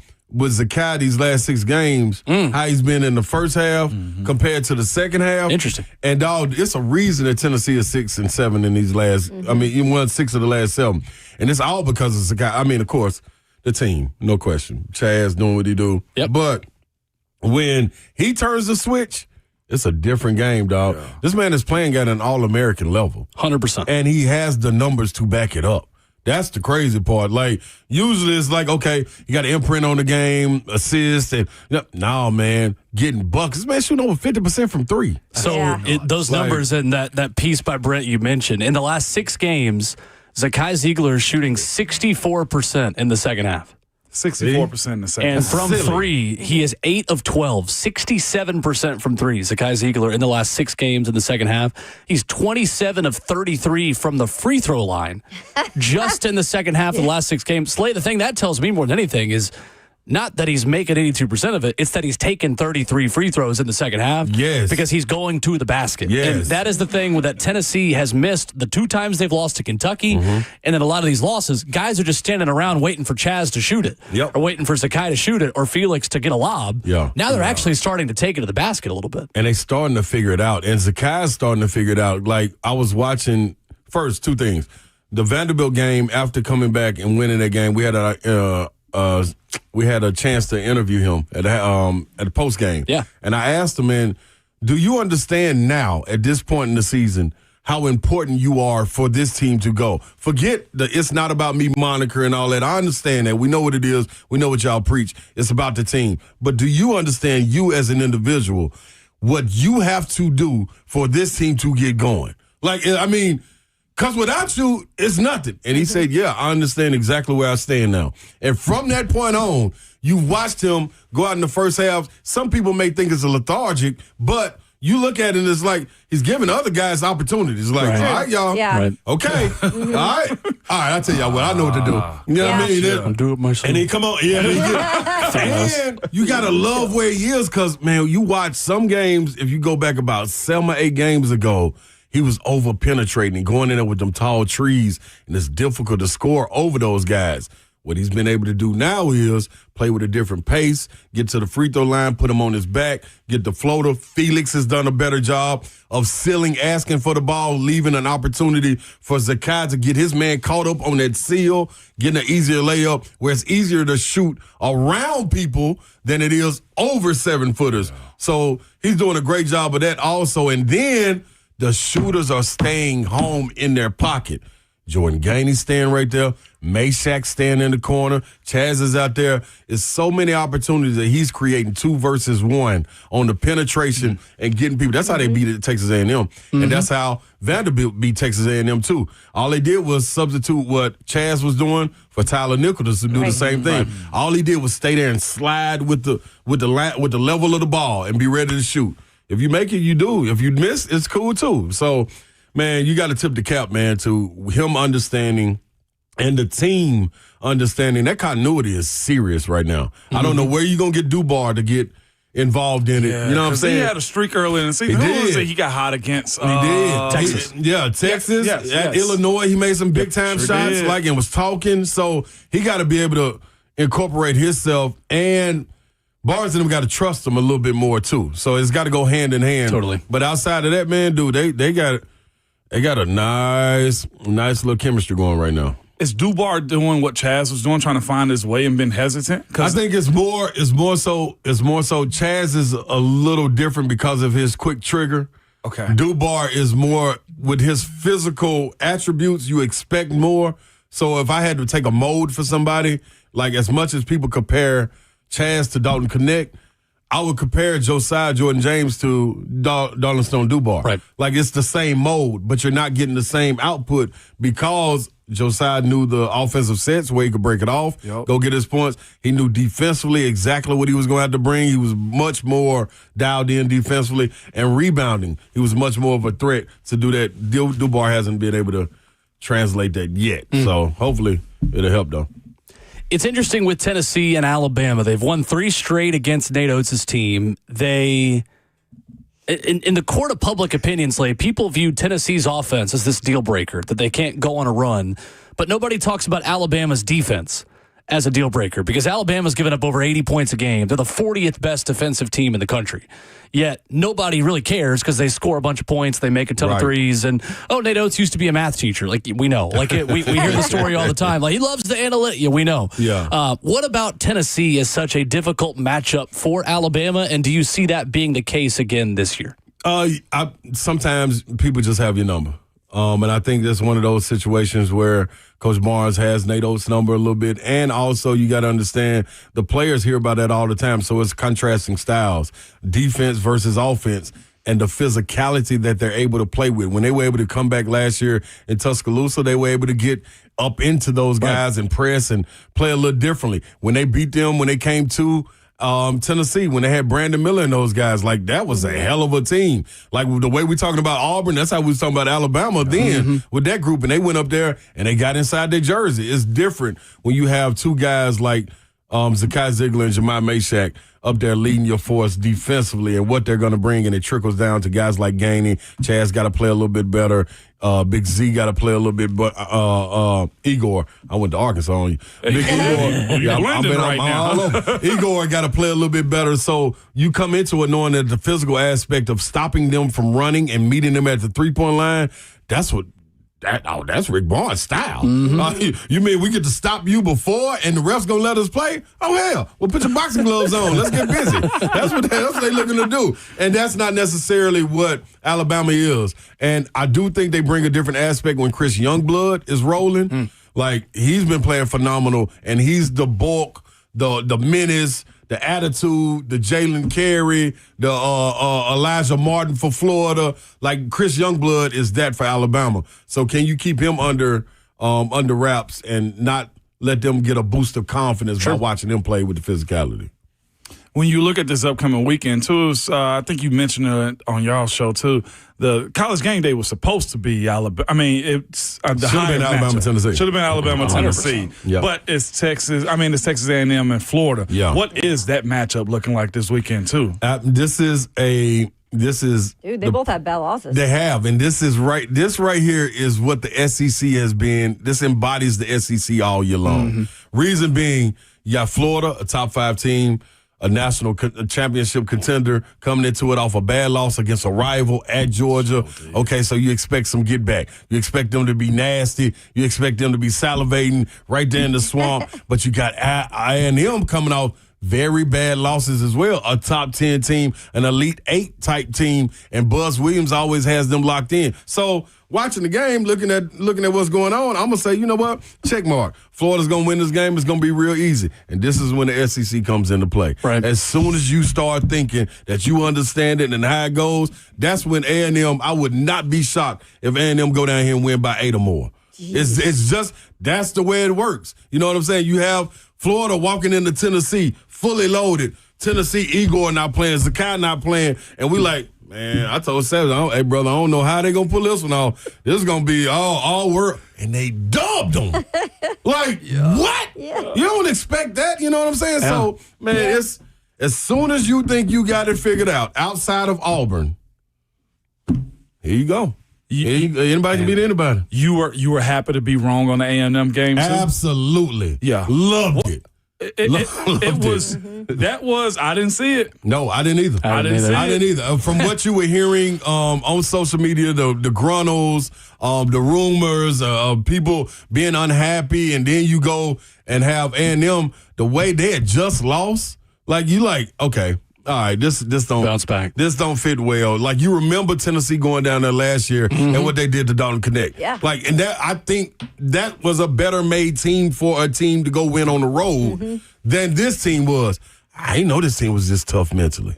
I'm gonna be honest. Like I know who Zakai is. I know who Meshack is. I don't know who the rest of y'all. Exactly. I know who Gainey is. You know what I mean? But the rest of y'all, Igor, who are you? Big Felix, who are you? You know what I'm saying? Chaz, I know you, but who are you for real? You know what I'm saying? Bishop Boswell, who are you? Dubois, you coming today? You know what I mean? Are we going to see Cade Phillips? Cade Phillips took the little wrap off his shoulder. That's letting you know. We coming out here to play a different game. You know what I'm saying? Like, I got this knee brace on. Listen, I told my ACL, came back from it. Chad Newman was like, man, you ought to wear something. I said, man, there's no way I can wear it because when they look and they going to see that on my knee, it's going to give them a mental edge. Cade Phillips took that wrap off. I guarantee his shoulder ain't 100. But you ain't finna go play against Henry Coleman, big Pharrell Payne, Anderson Garcia, Solomon White. You ain't finna play against them monsters with that little wrap on. Guess what they gonna do? I can't wait. You touch that little shoulder. You cool? You started. Yeah, I'm jump on. We coming out jump on like that. Man, the boys did not flinch, man. They went out there. Chaz was so aggressive. As of late, he's been aggressive. I love him going to the basket. Or even just like the shot fakes. Yeah. Like it was funny is when Jay Billis just talked about it and he wouldn't shut up about it on the ESPN broadcast being like, why doesn't he just shot fake? Why doesn't he? And then it was almost like he told Chaz after the game, like, hey, why don't you just shot fake? And he is. And I wouldn't be surprised if he did have that conversation. Honestly. You know what I'm saying? Like, you know how those shoot-arounds are the morning That's why, of. man, do that and the post-game. Like, you don't know 100%. what those little conversations mean. I was coming out of 100%. Arkansas and Texas game, and Billy Richmond, his pops grew up here, went on to play for Cal at Memphis. I'm talking to Billy Richmond, who I think is a phenomenal player. Like, you talking about some talent on Arkansas team, Billy Richmond got it. Carter Knox is another one. But to catch, I caught them when they were going out, to go shake all the fans' hands after the win. I grabbed him. I said, Billy, come here, man. He was over there. I mean, and you forget who you are to them. You know what I'm saying? Right. And when you catch a young guy that's looking to be a sponge in whatever game you're going to give him, man, I told him, come here. Man, you should have seen the dude's eyes. He was looking at me like, yes, sir. What's up, man? You know what I mean? What you got? I said, hey, man, I love your game, dog. Continue doing what you're doing. I know it's a new position for you, but you got a platform in me, homie. Continue doing what you do. Man, I'm talking about, bursting with excitement. I bet. Yeah, I can't wait to see what he do next game because those little bitty nuggets little like things, that. Man, yeah. what? I remember. And if they take those Come into on, account, man. too, and Come on, actually- man. I had a senior year like that because Dick Vitale went out on the limb and told them folks in a game that didn't even consist of an SEC team, y'all better watch out for Ron Slay down in Tennessee this year. Dickie V. After they left me off all I love that story. preseason publications and everything. Went out there on the limb. It's awesome, baby. Capital A. I ain't finna go. Diaper dandy. Man, where my headband at? Man, let's go to work. Man, I'm finna go to work. You know what I mean? And that's in my mind the whole time. You can't you can't let these people down. No. We're out here cheering. We champion you. You know what I mean? The biggest platform in college basketball is the SEC.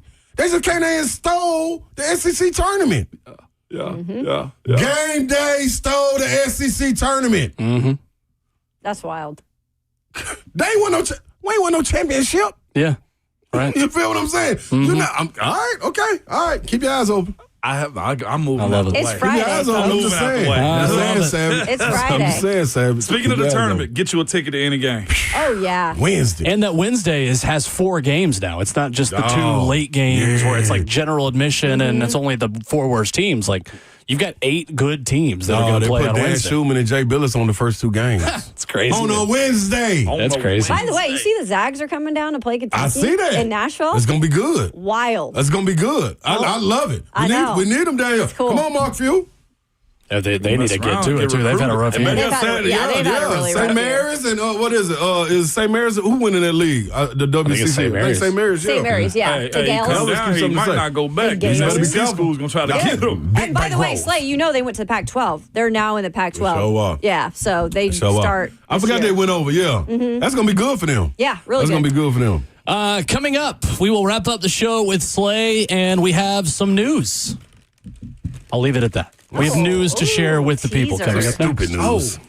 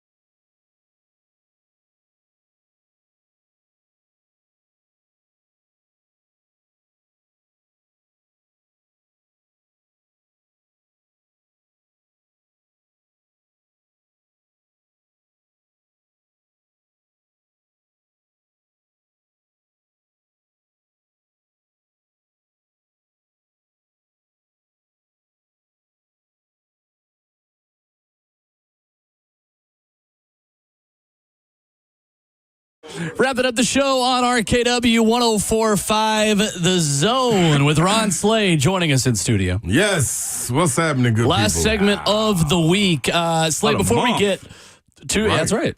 Before we get to some news from the show, one thing Tennessee has to do to beat Alabama tomorrow is what? Man, Pan just asked me that. Alabama turns the ball over. You got to be able to turn those turnovers into points. And I mean fast break, transition points. Either secondary, the primary break or the secondary break.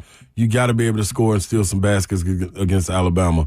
The half-court sets are cool, all that's good, but I ain't saying you got to play at their pace, but you got to take advantage of those turnovers and turn them into points because they're going – if you can keep them under 75, you can win this game.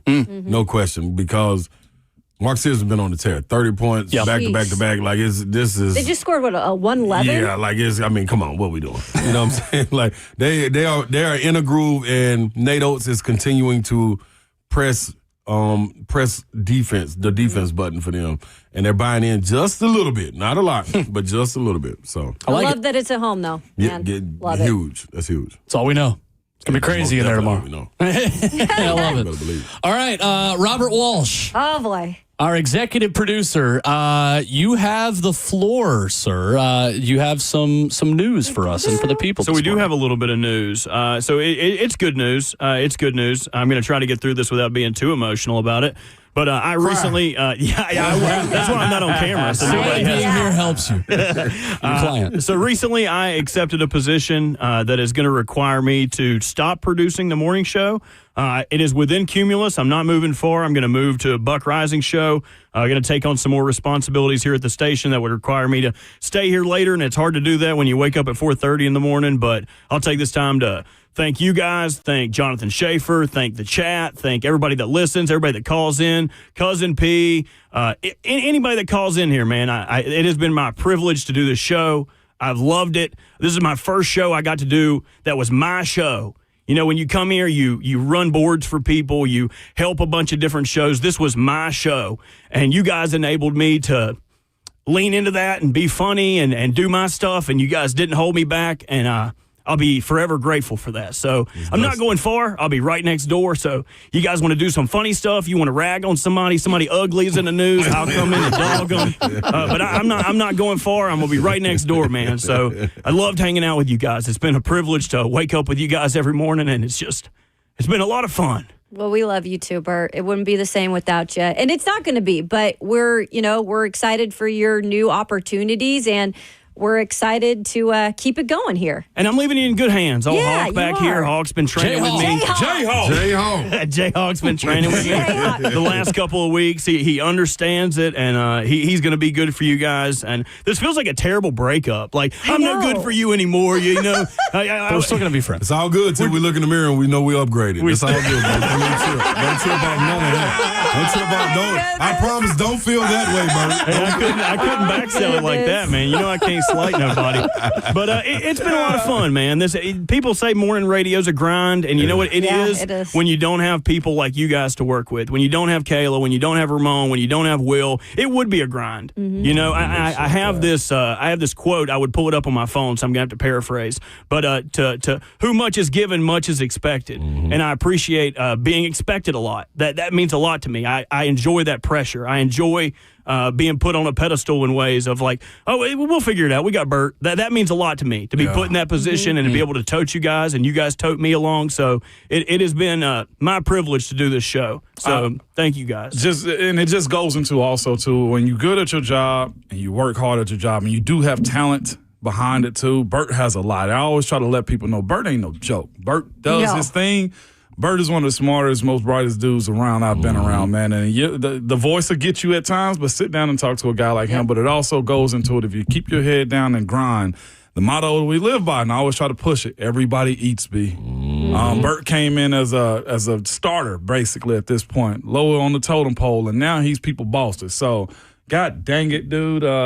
Congrats. I appreciate that. And I mean, and that to anybody out there that wants to use something as inspiration, I worked in North Carolina for 6 years producing a show in East Jabumble Bleep nowhere. and I got to come in here and I had a lot of expectations then about what I've been doing this for a while. And I had to come in and work my way up, and it was like I said, it's easier when you're surrounded by the talent that the Zone has here. And it's not just the talent in front of the mics in there. It's the talent back here, the producers. I got to work under some of the smartest, the best producers. You get Jonathan Schaefer, Joe Hunk. Oh, when you come in here, you know that there's a certain expectation. Mm-hmm. And it was raised for me and for everybody else. And hopefully we keep raising that when we make advances on Zone TV. We make advances with the podcast. We make advances with the show. We got all these cool stuff. We got cool stuff coming up next week. Through that, we got the draft coming up. We got the install, and that's just a testament to the people that work here and the people that care. Because if you go to other places, it is not like this. It is not like this where people come in every day. Most people go, I got to go to work. No, I get to go to work. I know, and some people get to go to work. They get an opportunity to get 1 or 2 good months. You know what I'm saying? And then they can't sustain it. We help sustain it here because of the work that folks do. Absolutely. Burton, you producers do y'all thing, man. So.